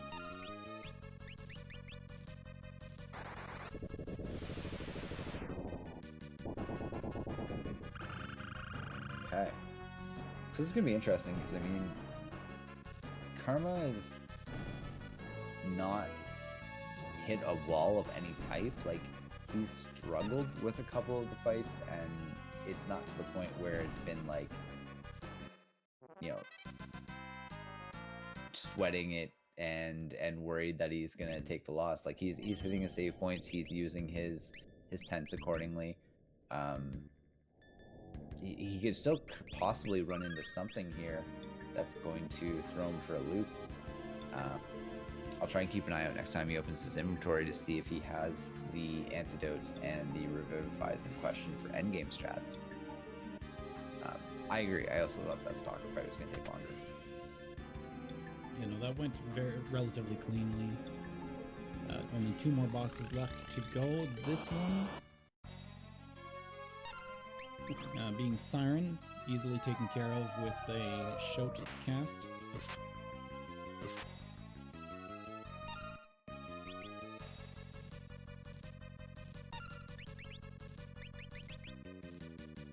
Break also works. Break cast. So that explains why WindFox was checking the hints still in Mirage.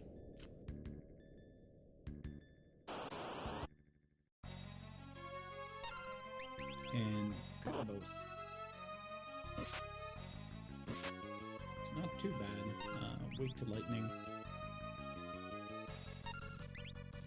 It's the crab boss that has the lesser of the status weaknesses. Crayclaw, the grayish colored one there, weak to a whole slew of things. Carla boss, unfortunately, not so. WindFox got the catapult hint. Going to be heading out right now. Yeah, I must agree with chat. Definitely has to be kicking himself.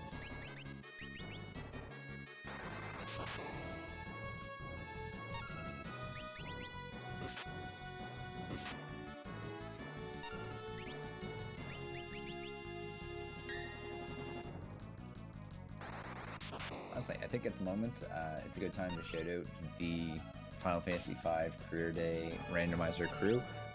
If anyone is interested in learning the game, there is an abundance of resources, and the community has done a great job making it available. You guys can join the Discord if you're interested. There is an emo tracker pack that I created to help new players.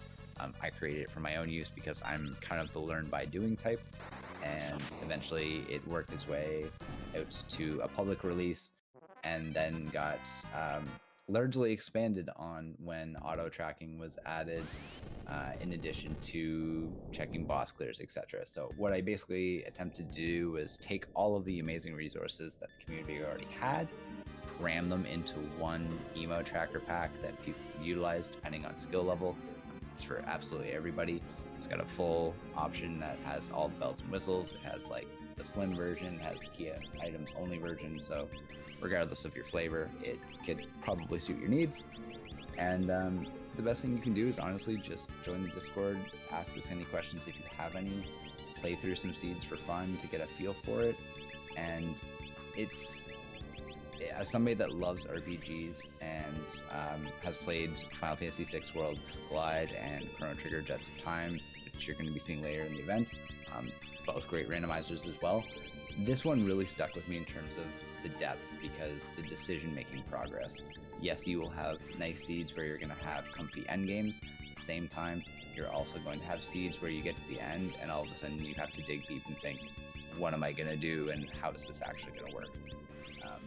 So it's tons of fun. I recommend checking it out, and yeah, it's become a favorite of mine. They currently have a tournament going on to celebrate the release of the official version 1. They're on their last few matches now. Karma still participating in that tournament. It's been very exciting, very fun to watch.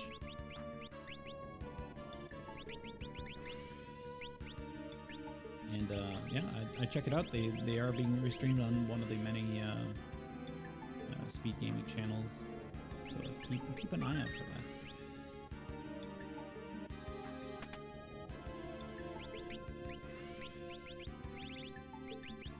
It does look like Karma's getting ready for the end game here with the mimics. So Mimic allows you to obviously copy abilities. If they're spells, you can copy them with no cost. However, with Guild Toss, you can still it still costs Guild to do. However, if you mimic a Guild Toss and the target is already dead, as you will happen between the phases of the last boss, you may lose some abilities. You may lose some tosses. So if all your characters don't have Guild Toss, you'll have to wait a little bit.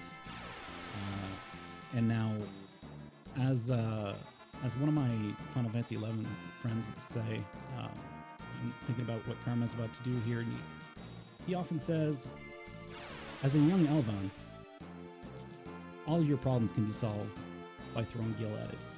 And that's exactly what Karma's about to do with the final boss.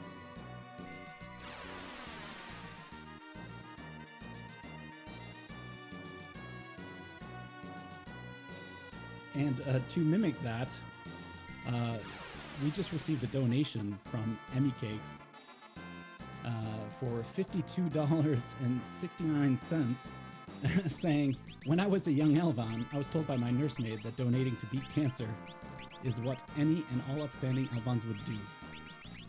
Now, I'm not saying that there was a slight agreement to slip that in this conversation, but I'm glad the deal was upheld.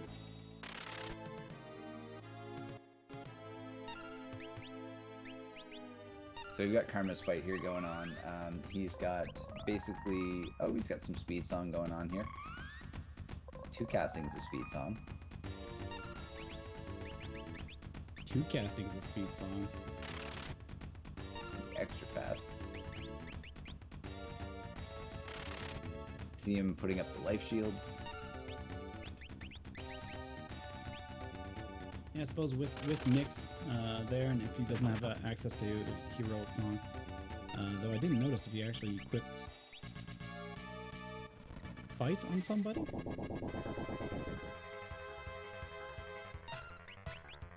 Oh, yes, he did.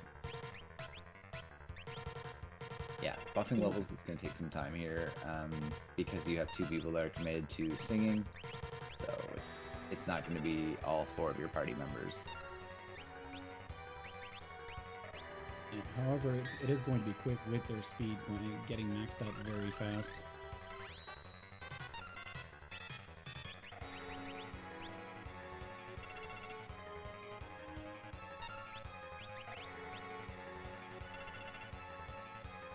Each of these Samson powers is just raising IVs, or in this case, Jim specifically, his level by 10 each. And this is something that you can attempt to go above 99, but it does cap at 99 in terms of like the actual stat bonuses and things like that. But yeah, this is a very typical strat. This is something that if you are a beginner, and even if you're somebody that's played the rando for quite some time, you're still going to make use of this strat along the way. Life Shield works the way that it does because White Hole does both Petrify as well as Instant Death, and as long as you're protected against one of the 2, the spell can't land.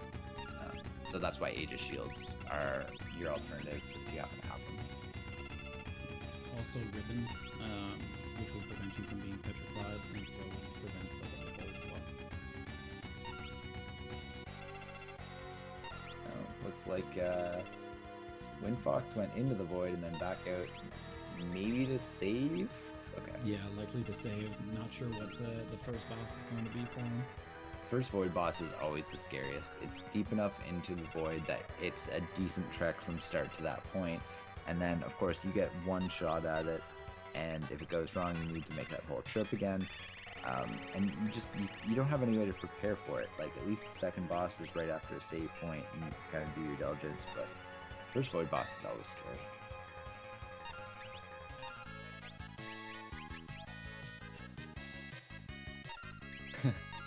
Well, Karma went to punch the bottom speed song, not named Ferris, but in this case Kelly. And Kelly had on the Mirage Vest. Oh no, not being able to hit Kelly. Oh, and confused Kelly now. That's alright, there like we a go. roller coaster.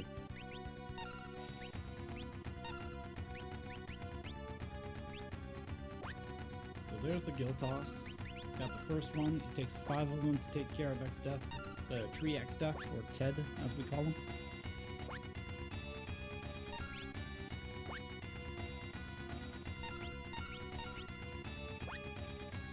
Ooh. He mimicked And almost there's one. everybody. Or at least with Angela and Jim. I hope he was on Guild Toss and not Mimic, but if I'm not mistaken, he used Mimic there, in which case that's going to be 2 bad tosses. Even if you use Guild Toss at this point, you're using True. Yeah. and it will be lost. So I'm hoping you did defense. Defend. I don't even know why you'd sacrifice the ATV though. There's no reason. Oh yeah, that's true. It makes no sense. Yeah. So hopefully, I didn't notice how much gil he had going in. But that's exactly what I was saying. Now you just wasted 2. Oh well, actually, if they don't have Guild Toss, they'd have to defend until the Guild Tosser can go again. So that would be a reason to defend.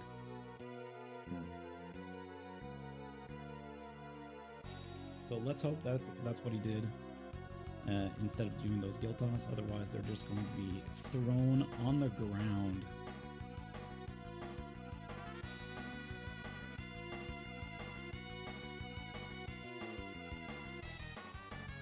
Nope, there you go. Yeah. He didn't care for that money anyways. No big deal.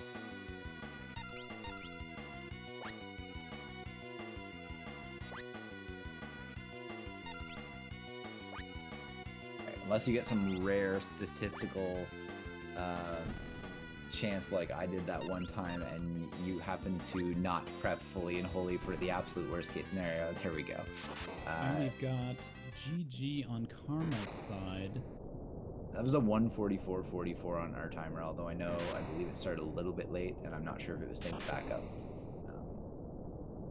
But you might be able to see in the racetime room, the racetime.gg room. Now let's see if we can get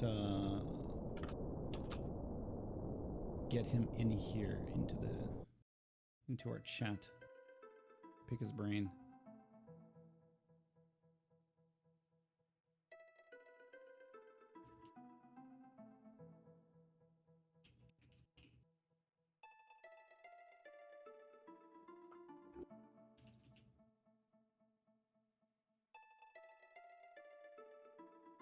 Now we've got WindFox prepping, getting that save spot, not hitting the prototype.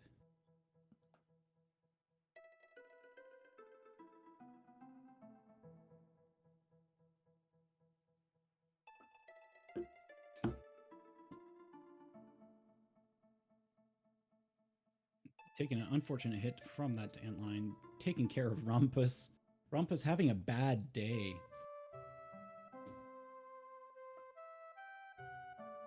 Earthwall coming out.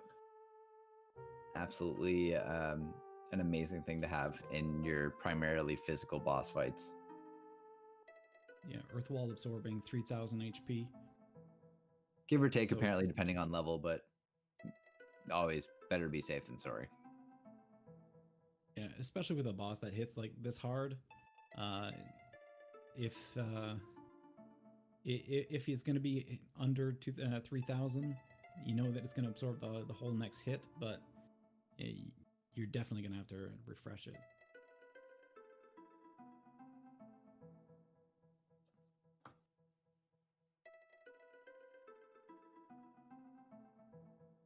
and with one of the longest end game cutscenes for Final Fantasy V will keep you entertained for another 20 minutes after beating the game. But at least bless you with like an amazing remix.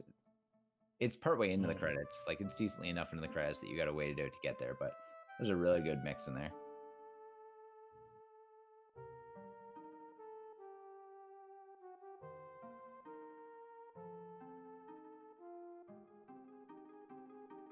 Now, Antlion being weak to water, so Levia's doing some good damage. And Karma in the Twitch chat. GG.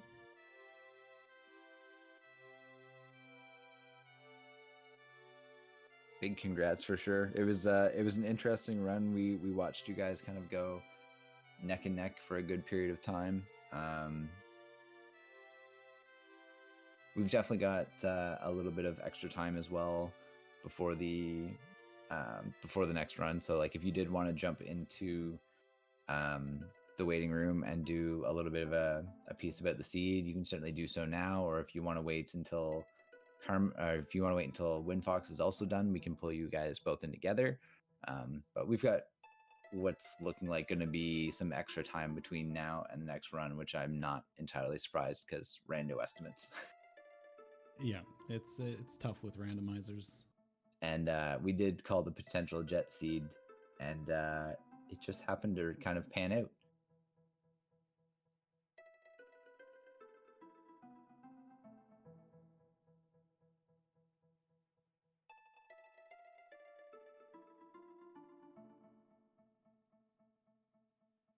Now Chimera Brain easily faxed over to the next dimension. X Zone taking care of him very quickly. Yet another jet seed.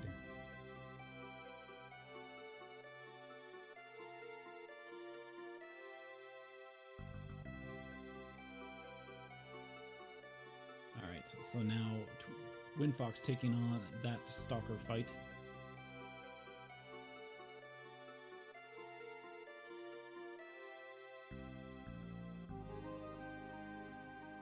Join the waiting room, Karma, and we'll bring you up.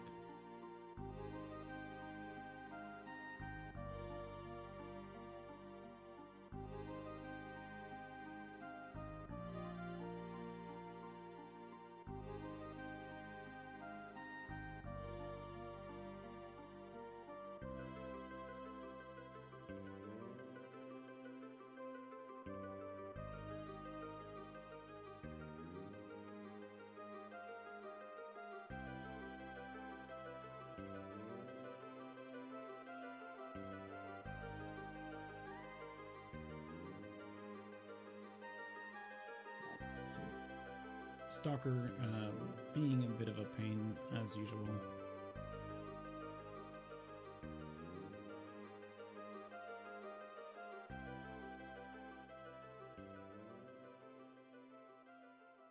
But so I believe I was looking away a little bit. It looks like he did manage to put it to sleep. So when Stalker is asleep, he will not rotate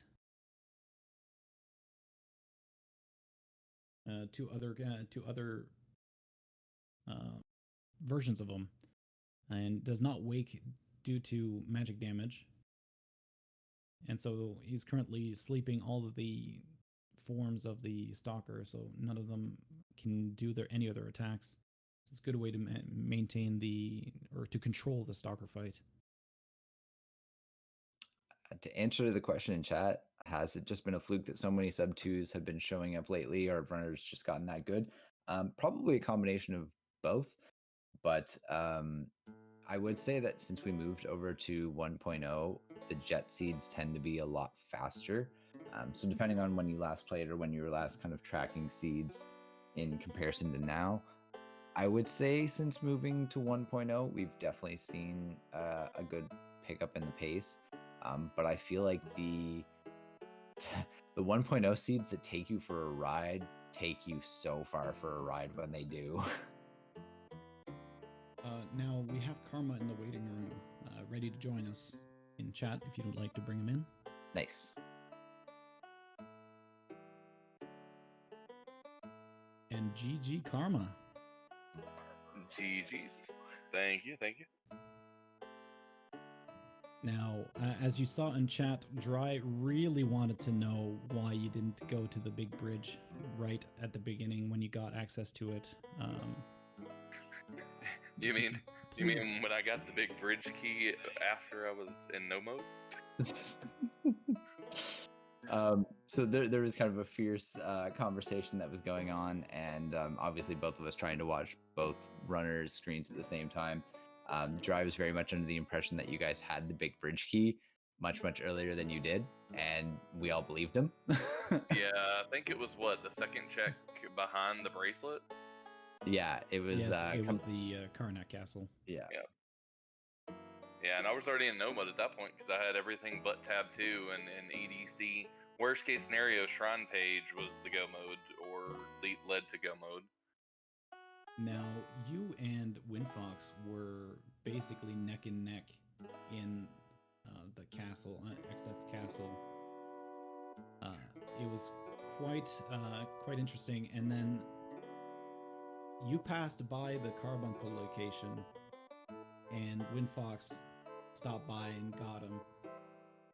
And we were starting to wonder if you were, for some reason, going to leave that check behind. Is there a reason why you ended up going to do the third boss first before returning? I always go hit the save point first, so I just check the boss after. Because, I mean, it's right there. Plus, you get 2 more items that, like in that case, one was Black Mage Crystal, which was great. It gave me another job to level for Mimic. Okay, so that's just part of your usual routing. You will pass by the carbuncle check, hit the Yeah, I save won't- point, get the chest, trigger the third boss, and then check the Yes. the other one. Okay. Because that way, if the carbuncle spot's really bad and I don't think I can do it, I can just reset out and do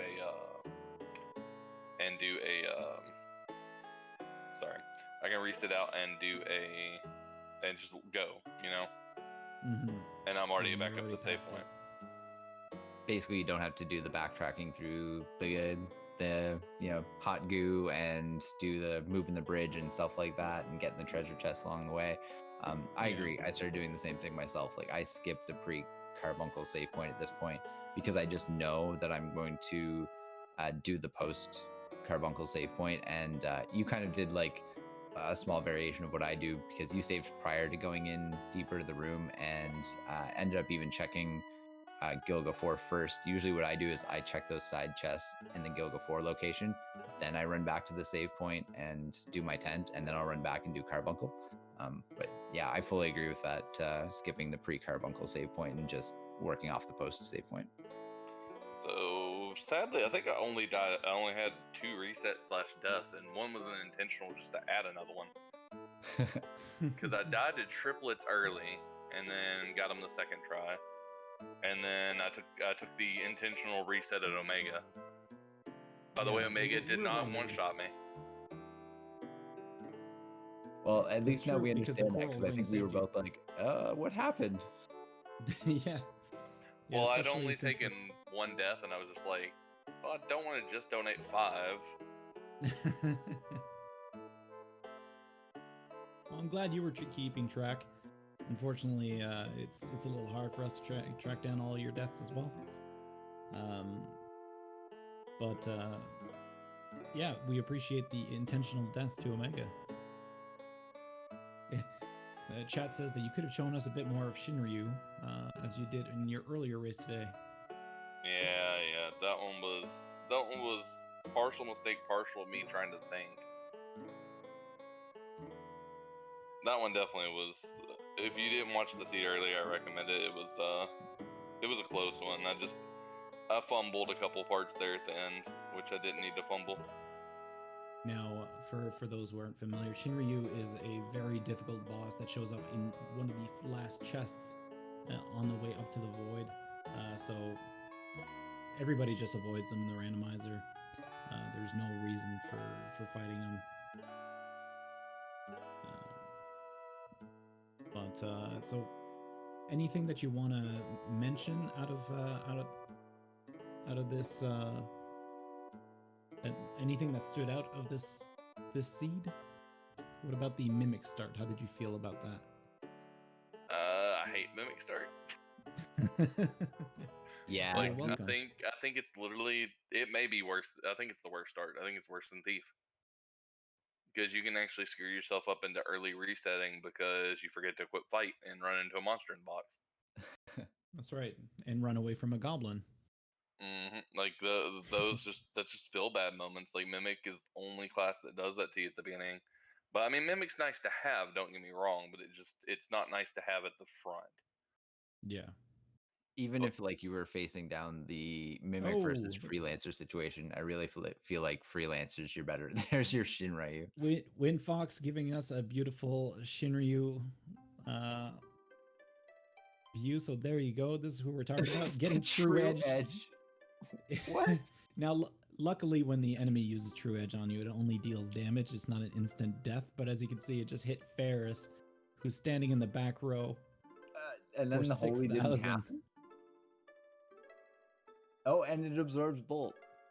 This is going so well. Luckily, WindFox providing us with some additional funds. Counter void, no more spells allowed. What a beautiful death! Thank you very much, WindFox. Your support is very appreciated. I could run back in and check the random portal boss, see which one we got. Thank you, by the way, for the $40. We do appreciate that. Not a problem.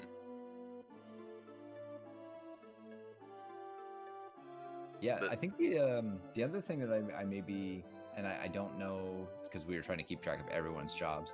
I felt like you stuck with Chemist a lot longer than I figured you would, and I'm guessing it's just because you hadn't come across other jobs until you eventually found Ninja and you opted into Ninja. Precisely. Yeah, WindFox decided to do Early Hunter, which surprised absolutely zero people here. Especially when the Berserker started to come out. And there were definitely some cases where that Berserker bit him in the butt. Yeah, did he empty his entire inventory for Yoichi bows and more? No, I don't think he did. Especially he ended up finding some in treasure chests. So it was more so that there was just fights that it could have been better had he opted out for the reset and just tried to see it through to the end with the Berserker in place. It's so hard to justify buying something like that at the beginning because you're so money starved early in the seed. Yeah. And that was my issue. I was so money starved. I saw it, and if you saw that was the menu, like the shop menu I set on the longest, because I was sitting there literally just pointing at it like, yep, he's going to empty his entire inventory and at least buy one or two. Yeah. I mean, I saw Dry make a comment early on about buying 2 Yoichi bows, so I'm going to assume it wasn't you. So, like, there was definitely some bow purchasing going on, and we explained why, early hunters can be useful as well as why they can get good gear. The thing that I mentioned that I generally struggle with the early hunter is I feel like I really have to hard commit to early hunter and hope that I'm then going to get X fight and it's going to pay off. Because you don't want to spend half of your time ripping around World 1 and then suddenly swap off hunter after, delving so deep into it and putting so much time into it, right? Well, I also see his wisdom in some of his Berserker strats. So, like, if you really look at the Berserker, it's very consistent damage with the Yoichi bow, very fast damage, and even in the early game, it can get into the thousands very, very quickly, especially on the crits. I just realized that WindFox doesn't have mix. Yeah, we're seeing non-buffed strats on X-Death, so this is going to be interesting to see kind of how he opts to tackle this. But yeah, we didn't see any mixes. I don't know if he went back and bought Chemist. I certainly didn't see any battles to learn Mix, and he wasn't on Chemist for a large part of the early game like yourself, so that's... So now, he is set up to be like to have a decent chance. He does have Break Blade on his knight. Magic he Lamp has the was in Magic there Lamp. too. Yeah. So the Break Blade can be used in order to instantly destroy one of the 4 parts of the Neo X-Deck fight. The Magic Lamp, you use it twice to prep it, and then a 3rd time to summon Odin, which automatically does the True Edge ability, even if there are some targets that are not vulnerable to True Edge. So that takes care of the back part of the Neo X-Deck. So that's already half of the targets taken care of. So that's one good way of taking care of that loss. That was an expensive life too. That is a very expensive life too. Well, and plus elixir. So, where was Haste 2? In a shop. In Mirage. Yeah, it was Oh, it was the one shop I didn't check then, the back of the weapon shop. That's exactly it. Yep. Yeah, I skipped one shop in that, and then the entirety of Mirage then like running around to it. Figures it would have Haste 2. But if I had to say one thing about the seed in general, screw that bracelet. If the bracelet was anywhere in a nicer location, even in basement of the castle, it would have been a much nicer scene. Yeah, we talked about the possibility of, are they going to delve into the start of Excess Castle and find the bracelet right there and get to explore the rest of it? And how is that going to pan out? Then, of course, we saw Shrine Page at Guild 1.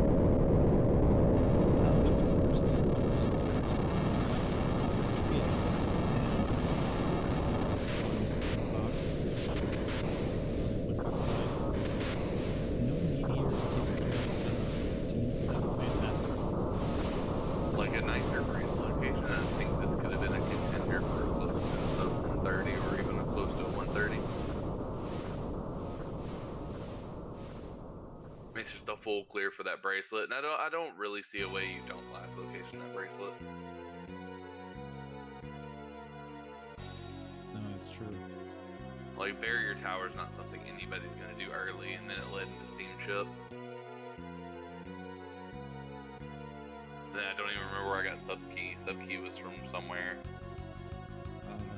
That was from North Mountain. Sounds right. I got a bunch of the like pages and Subkey and stuff back to back to back to back. So I believe that was in North Mountain, which is something that was worrying me if something was somewhat unlocked. Because you did have them on the radar, and I know that you tend to prefer to run North Mountain only once in World 3. At least that's what Dry says. Yeah, it's been biting me lately, so I've been clearing it in World 1 more often. So we got the Magic Lamp strats being taken out. So we got Bahamut first, followed by Leviathan, and the next is True Edge from Odin to slice up that last part in the back. And now it's just going to be trying to take out the front, the last 2 pieces at the same time. You don't want to have one of the parts left alone, because then they will start spamming Meteor. So let's see if WindFox can kill him before the credits all finish, the 20-minute credits. I actually think it would be close. Doing this the normal way, or as we say, like not guild tossing or anything like that, takes a bit. But I will say I've grown to love Speed Song a lot.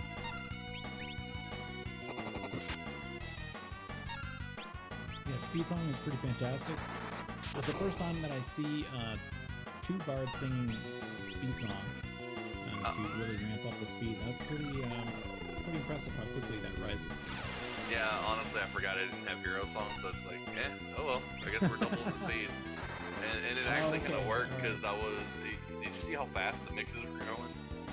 Yep, no, definitely. You did have those 2 gil tosses into the void.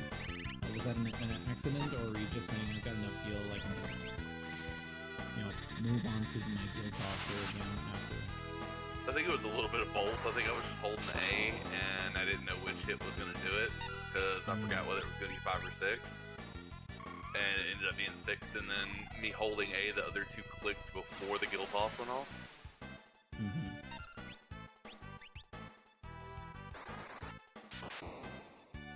Alright, so just slowly whittling away. They have about 60,000 HP each, I believe. First, or just under. Question in chat to be answered. I don't know. My wife's actually the bigger fan of the show, but I've seen it through entirety twice, I think, with her, because she likes binge watching it back to back. I do like the one where they're just running down the street, trying to be the fastest past the speedometer that they got put out in front of their office, and then the car goes by and he's like, "I win." But I mean, that show's just overall funny anyways. Anything with Dwight or Michael Scott. Yeah, for those who aren't aware, Karma ended up naming the rest of his team based on the voted name of Jim, brought up by yours truly, and decided to go with the theme of Dunder Mifflin after the show The Office, which I'm sure most people are aware of, but just in case. Meanwhile, on WindFox side, having a Rumpus taking on Neo-X Death, Golem keeping him alive from the melee part in the front, and the back half seems to not be causing him any trouble, so it's just a matter of time now. I couldn't bring myself to name Galuf Dwight, because I knew there was a chance Dwight would make it. Grand Cross going out. A lot of flashing lights. Oh, and Creed coming out of the chat after people apparently saying that he didn't make it to the end. Oh God, Scott Stotts. Okay, that's a good episode too.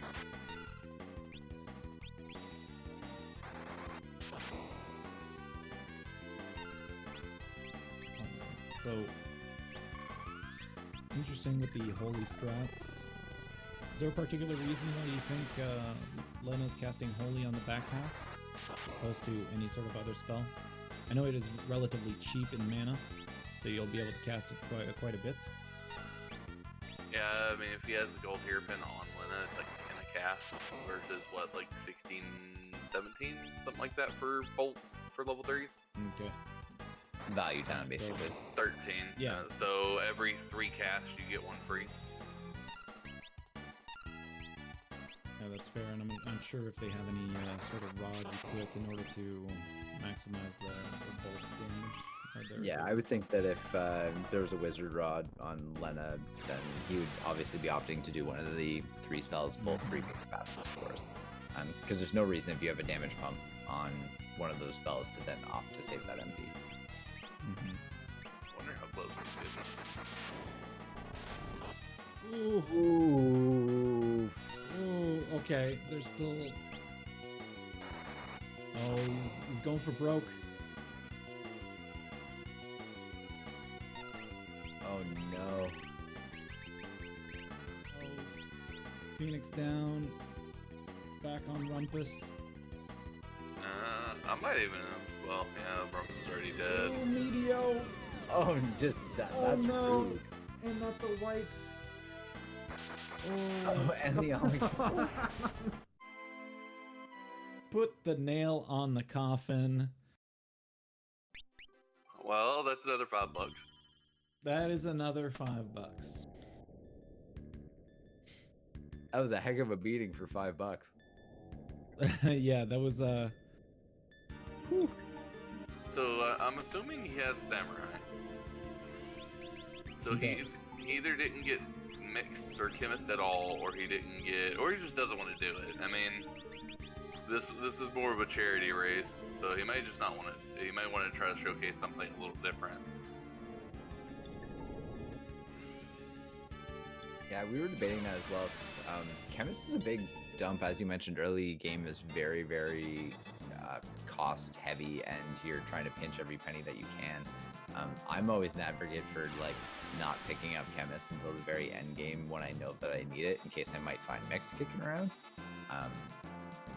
Maybe WindFox didn't opt to buy Chemist early on because they were going for the bow strats. I'm not 100% sure. I can't recall if we saw them. I don't know if we saw any of WindFox's party as Chemist at any point. I feel like we did though. I don't know. I mean, if he really wanted to use it and he hadn't leveled it, he could just turn on a fight right here in this last area, and it would give him like 100 and I think it's 120, 140 ability points just for the one fight, and it would instantly give him mix. I do it just outside of the jails, or just, I guess, in that little room transition outside the jail cell where you fight Catastrophe, which Dry started taking to calling like Stryzer's hallway or something of that. It's that little like 2-tile one, but it takes like 2 or 3 encounters in there to get the mix instead of the one.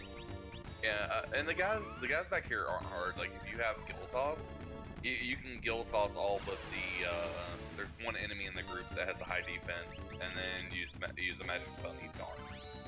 They all have like less than 5k health, and it's like a group of 4 of them.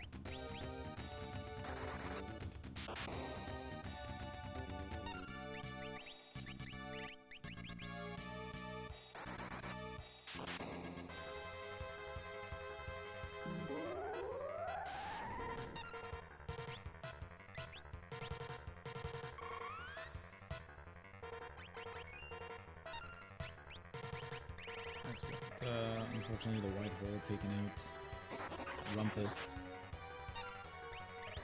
And it taking 2 turns to recover from that is always frustrating, because yeah, you can life 2 and then you still need to use the soft.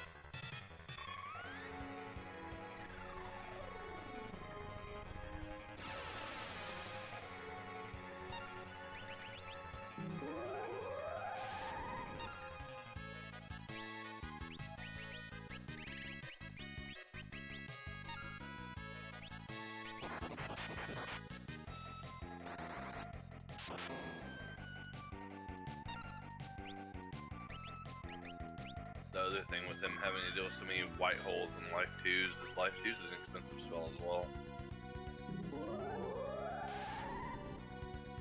This is just rude. I know he's got time magic. I know he's got slow too, which is never ideal compared to normal slow. I don't know if he just doesn't have slow. Would be nice.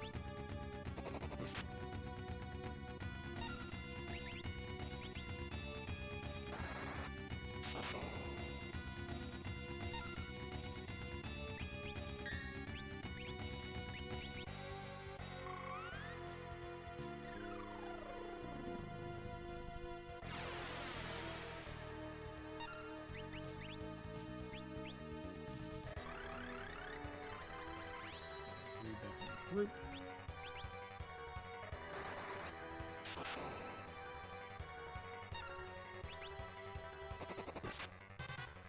We believe in Rumpus. Karma, do you recall where you purchased your Chemist? Oh geez, it was one of my last few checks. So it was either Crescent, Jacole. It was one of those last towns, I feel. I call those the outskirts because I literally don't go to them unless I have to anymore. The other one being Crescent, Jacole, or History. And, yeah. And the reason I was going to them was because I was missing softs still. Like I had no softs, and I was running around looking for them.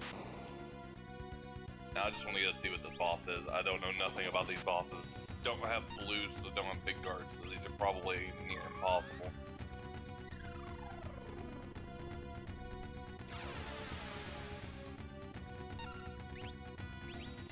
also going to do a little fun check for everybody while we're waiting on WindFox to finish. I'll do another one besides just checking this boss. And check the warp shard. Yeah, I'm going to check the portal boss.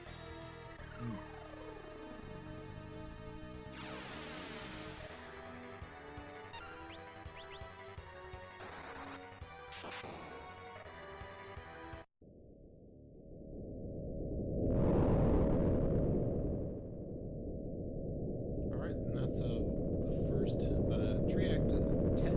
Just go back to Ted taken down by WindFox.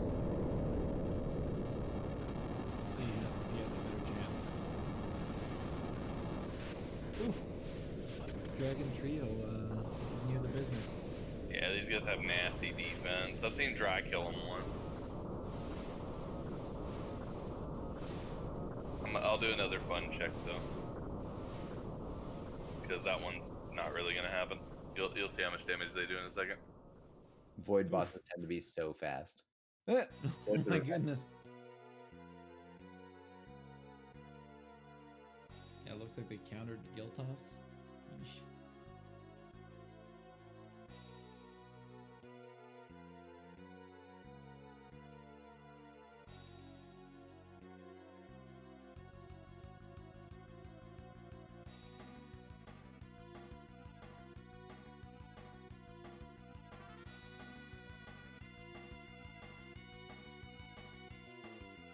Ooh, are you gonna go to Phoenix Tower? Okay, this is interesting. Wait until you see the second status, I'm thinking. Oh, Omega.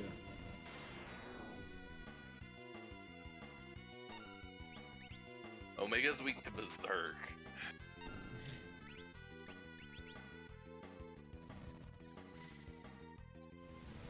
Well then.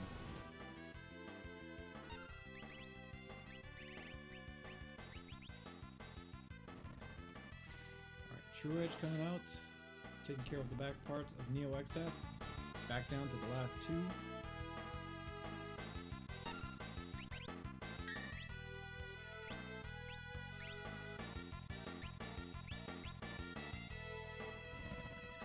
Big wave going out.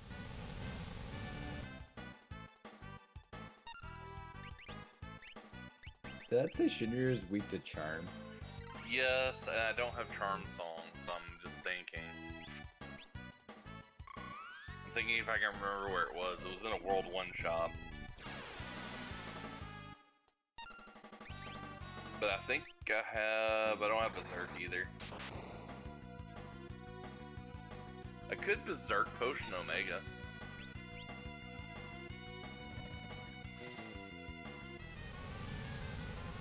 Yeah, chat recommending perhaps you want to try the dance, the tango. Well, Dry says the sword dance charm. God, it's so low though.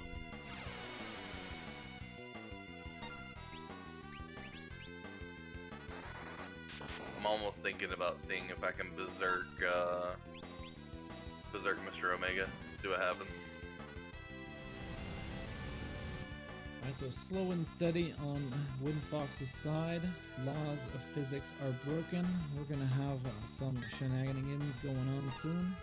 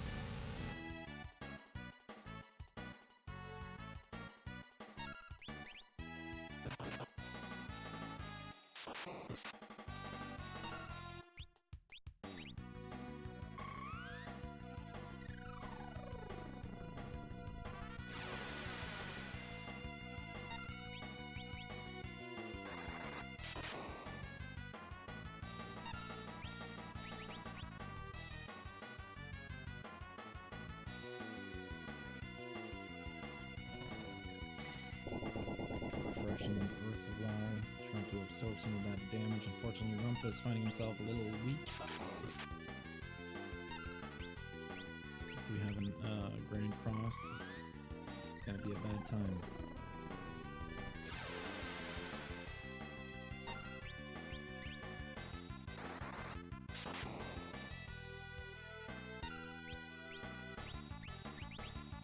Now, unfortunately, if only they had access to blue magic, that back piece, the dragon unicorn type looking thing, is vulnerable to paralysis.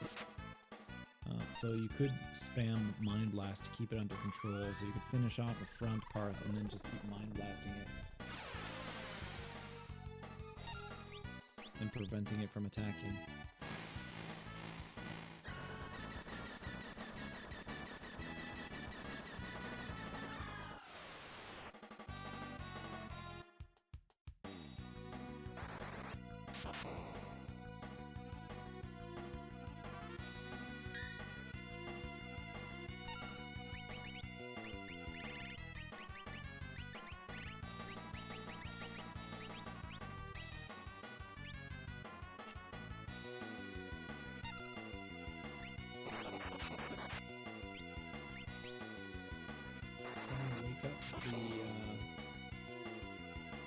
The sleeping Black Mage at the bottom, Ferris. Unfortunately taking a nap on the job. Kara having a countdown timer, knowing the hour of their doom.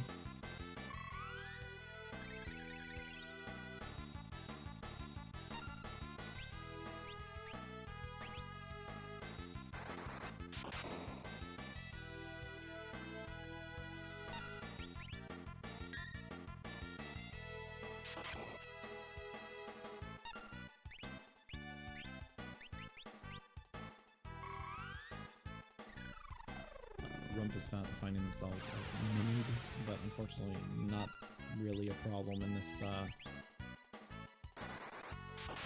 for the Black Mages. It doesn't affect their magic casting abilities. I think the hardest part about this is really that you're so at risk at the end of this fight, especially when it's down to one piece left, and if you're not doing your math, you can get bodied by like any number of double turns that it happens to get. And Meteo, of course, because space rocks. Yeah. As it gets low, well, I'm not sure. Maybe they'd be better off doing the multicast. Oh, unfortunately, Rump is getting berserked.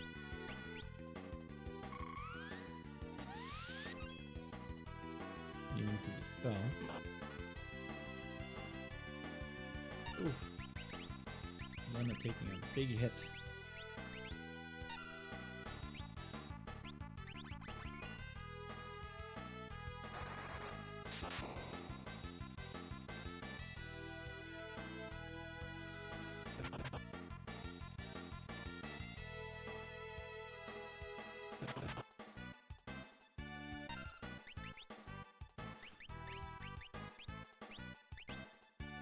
Both the Condemn and the attack taking down Lena. It's going to be tough for them to catch up now. With the sleeping Black Mage unable to help in any way.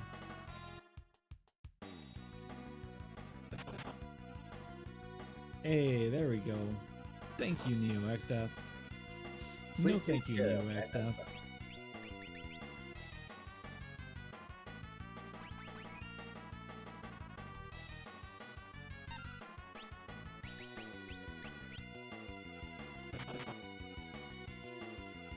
Oof. Just too slow for the Cure 3 to come out.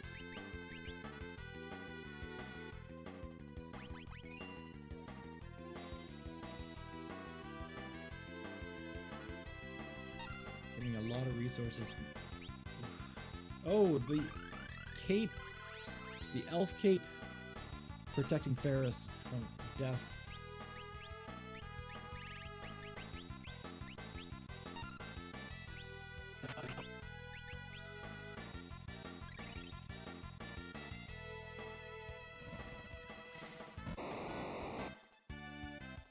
Okay, glimmer of hope here with the Fire of Resurrection going off and full party being standing again with a couple people hasted. Yeah, we can get the going back with the bolt on the attack.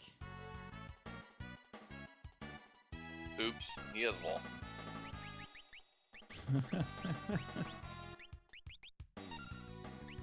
Time to dispel first.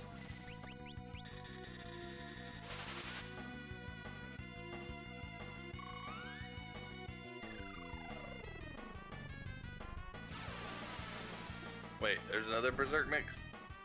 Okay, apparently Turtle Shell plus Revolve.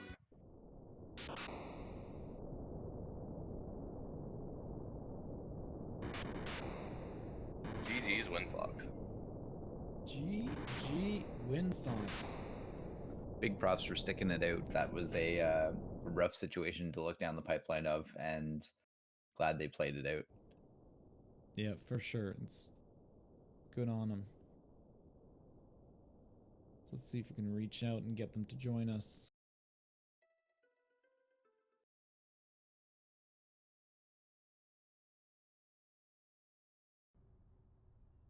Okay, Dispel does not work on him.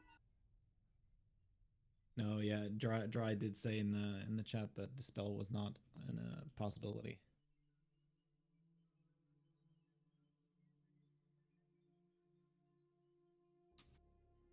Yeah, I don't think I have wall either.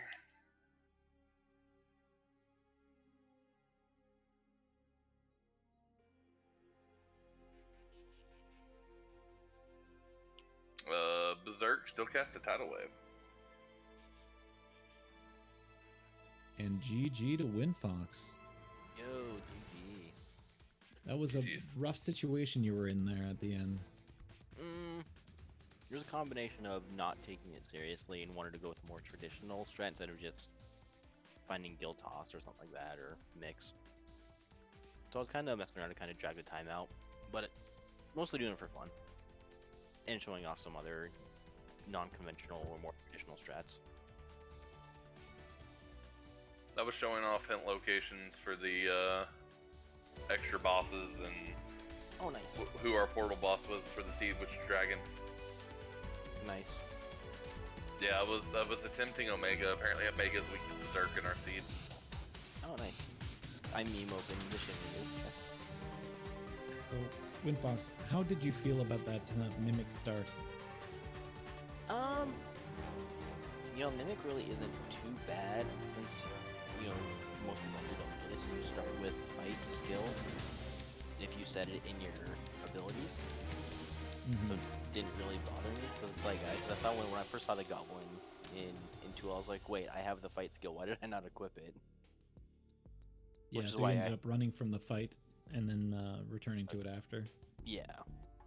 Yeah, Mimic is actually a very interesting start for this game. It's mostly just a late game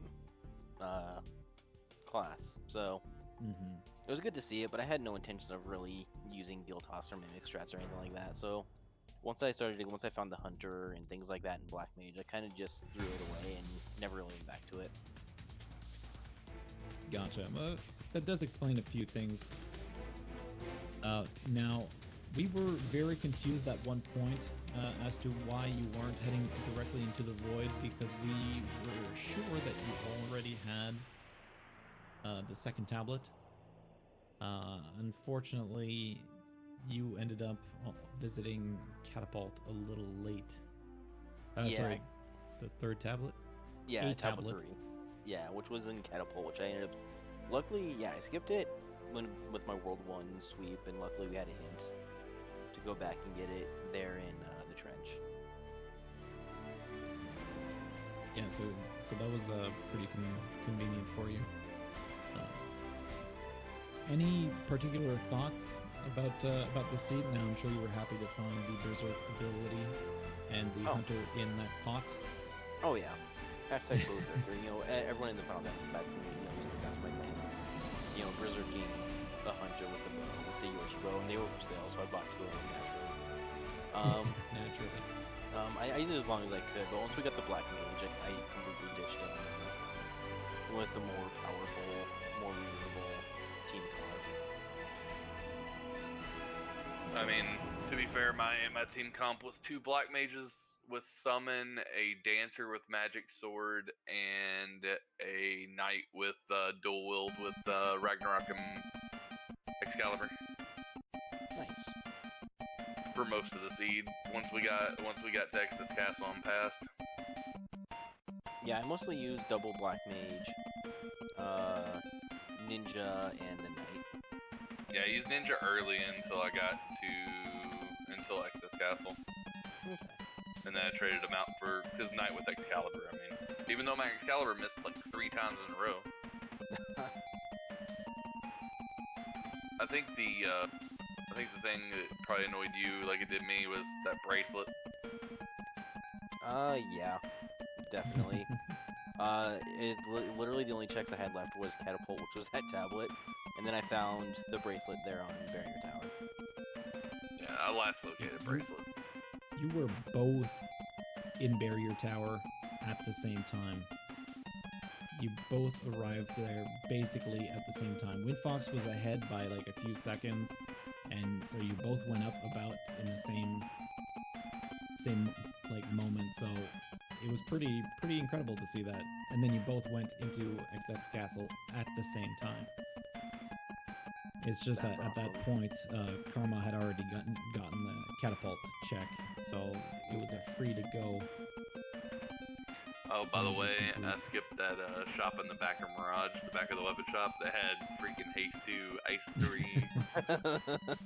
Yeah, I saw the Break. haste. Yeah, I instantly snapped on all those. Yeah, it had like 4 things. I went back because they told me Haste 2 was there. I went back and looked because I was looking for Ice 3, Break Blade, Haste 2, and there was something else in there too. There was another one. Yeah, Mirage was fairly stacked in this seed, which was kind of nice to see.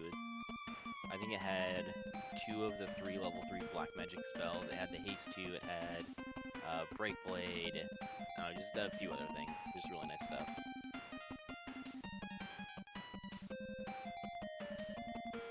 Is now WindFox, I guess you weren't here to hear this earlier. Dry was really wondering why neither of you were checking the Big Bridge key location Because in non-stop. But I can hear the confusion already, and it's great. So why didn't you check Big Bridge key when you could? just because I don't know. It's a check that I tend to skip usually. You know, unless bridges are past the void or anything like that, I usually tend to skip the big bridge. Also in Mirage, there was the hint that bridges were had no value. So that meant Solitary Island was nothing, Big Bridge was nothing. Well, see, It's you had more, more of a he had more of a reason to check it than I did though, because I was in It's no true. mode. He wasn't. Yeah.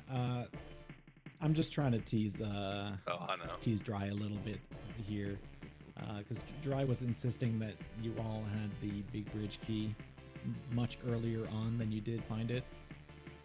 So every time you would go buy it, he'd wonder why isn't it going? Why aren't they going there? It's a very easy check. Why? And then after we got the bracelet, and then you went through Karnak and got the Big Bridge key, we're like, well, that's why they didn't check it, because they didn't have it.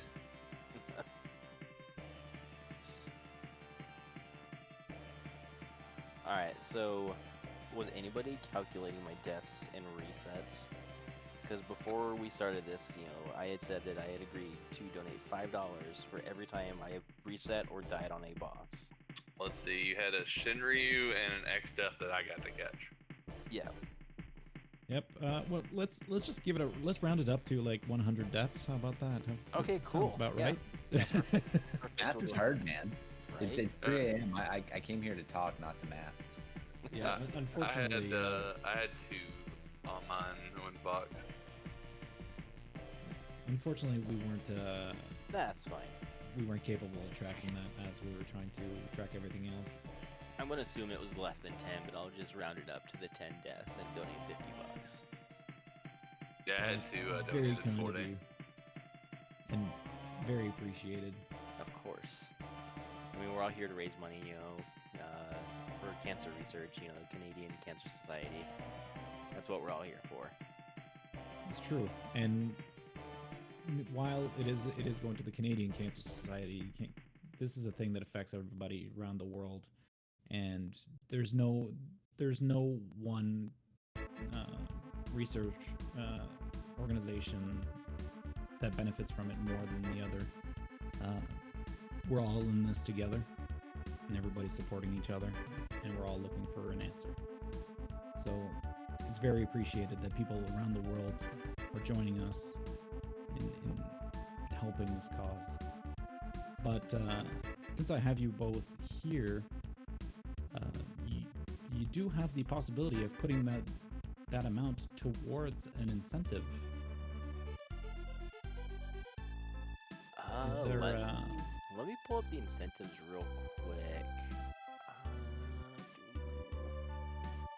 So right now there are 5 incentives left. We've got the reverse order. You can either pick a starting character for the Great Circus Mystery, either Mickey or Minnie Mouse. You can pick a character between Misako and Kyoko for River City Girls. You pick the characters for the new Ghostbusters Super Metroid. You've got to save the animals or kill the animals. Or the Little Mermaid. If we save up to $300, then we can unlock the any percent to be an any percent 3 loop. And if it reaches $600, then KLM will do a mermaid cosplay while playing the game. So do we just both dump ours into the Little Mermaid pool, WindFox? Yep. Yep. All right. So $90 to the Little Mermaid pool. Yep. $90 to the Little Mermaid. Let's go, Tube says. Yeah, it's 50 my 40. Let's do it. That gets it pretty close to the 300.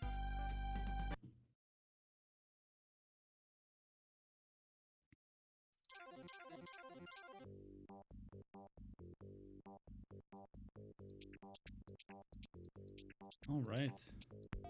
But yeah, that was a fun is race. There any, Yeah, I was just gonna. I'll comment this. It was a fun race. Anybody who's interested in this game, we do have a really great community. If you go to Big Bridge Studio, just search Final Fantasy V Career Day. You'll find our website, and it has a link to the Discord as well as a wiki to kind of get you a start on how to play if you want to learn. We also have a tournament going on. There's only 3 players left. It's really late in the tournament. It started at 16. If you want to catch that, it's over on Speed Gaming channels. We'll have one this week, one next week. So losers finals, grand finals. But other than that, we came over to kind of showcase our randomizers a little bit newer. Hasn't been 1.0 for very long. But we love it, and we think it's a blast to play through. We welcome anybody who wants to come join us, and yeah, we appreciate the community. Strizer and Malkros are both from our community. That's why we have them over here calming. Plus, they're running this awesome event for charity, and they asked us if we wanted to come showcase, and we definitely said yes. Yeah, it's pretty incredible to have you all here. Low-key, Strizer holds the world record for the rando right now. So He does. So he does have that bounty of taking the world record from him. Please, somebody come and take it from me. I feel bad. Because, That's a really hard time to crush, Strizer. I don't know how I stumbled into that seed. For anyone curious, it's a 127 something. I forget the change at the end. So, yeah, for anyone who was curious, so the 4 I know about, 127 from Strizer, a 130 from Freddy in a tournament race the other day, like a week or 2 ago. Mine is a 134, 135, and then WindFox's is a 137. 142. I haven't quite up 140. I'm almost there. 142. I think Dreisleiser has a sub 2 as well up there. So I think there's like 5 or 6 people. I think, well, Garlow definitely has a sub 2 too, and I want to say one, but Malkrios, you have one down there too. Yeah, my last race in the tournament, I got a 150, 150 something. Unfortunately, it was not fast enough. Well, that's to beat that's my not your opponent, PB but it though. was Your PB's faster than that, right? no, that was my PB. It was my first Okay. sub 2. Because I know Garlyle's got a sub 2 close, I think closer to a 145. Mm-hmm. We have a lot of people that are just driving down times, and it's awesome. And we like I said, this community is just getting faster. We're going to be able to do more tournaments. We're going to be able to do different styles of tournaments. We're talking about, you know, different little things, like you can do bingo with this game. You can do a lot of different little stuff. Yeah, Side pivot too, for Job Fiesta, for those that maybe don't want to delve strictly into the rando, and are looking for another way to play this game and support awesome causes. It uses a slightly modified, or you can use a slightly modified ROM to give you some quality of life stuff as well. 4Job's always great for someone that wants to build their knowledge of the base game before delving into randomizer as well. Yeah, it's been an experience. I got initially bullied into playing this randomizer by somebody here. No, I'm kidding. Obviously, I take no responsibility for the fact that people play things that I play because I can't decide what I want to play. I was once again dragged into a randomizer by Strizer86, and unfortunately, it got its claws deep inside of me, and I really, really enjoyed it. I think of all the randomizers, probably the one I appreciate the most. Probably because of the versatility of the job system and the abilities, and just every playthrough, while the end game is very similar, but every playthrough feels different. So it's been very fun. But yeah. So if you guys have nothing else to do or nothing else to say, then perhaps we can move on and have a little break before the next run. Yep. Good luck. Have fun, and good luck to the next runners. Have a good night, all. Good night, everyone.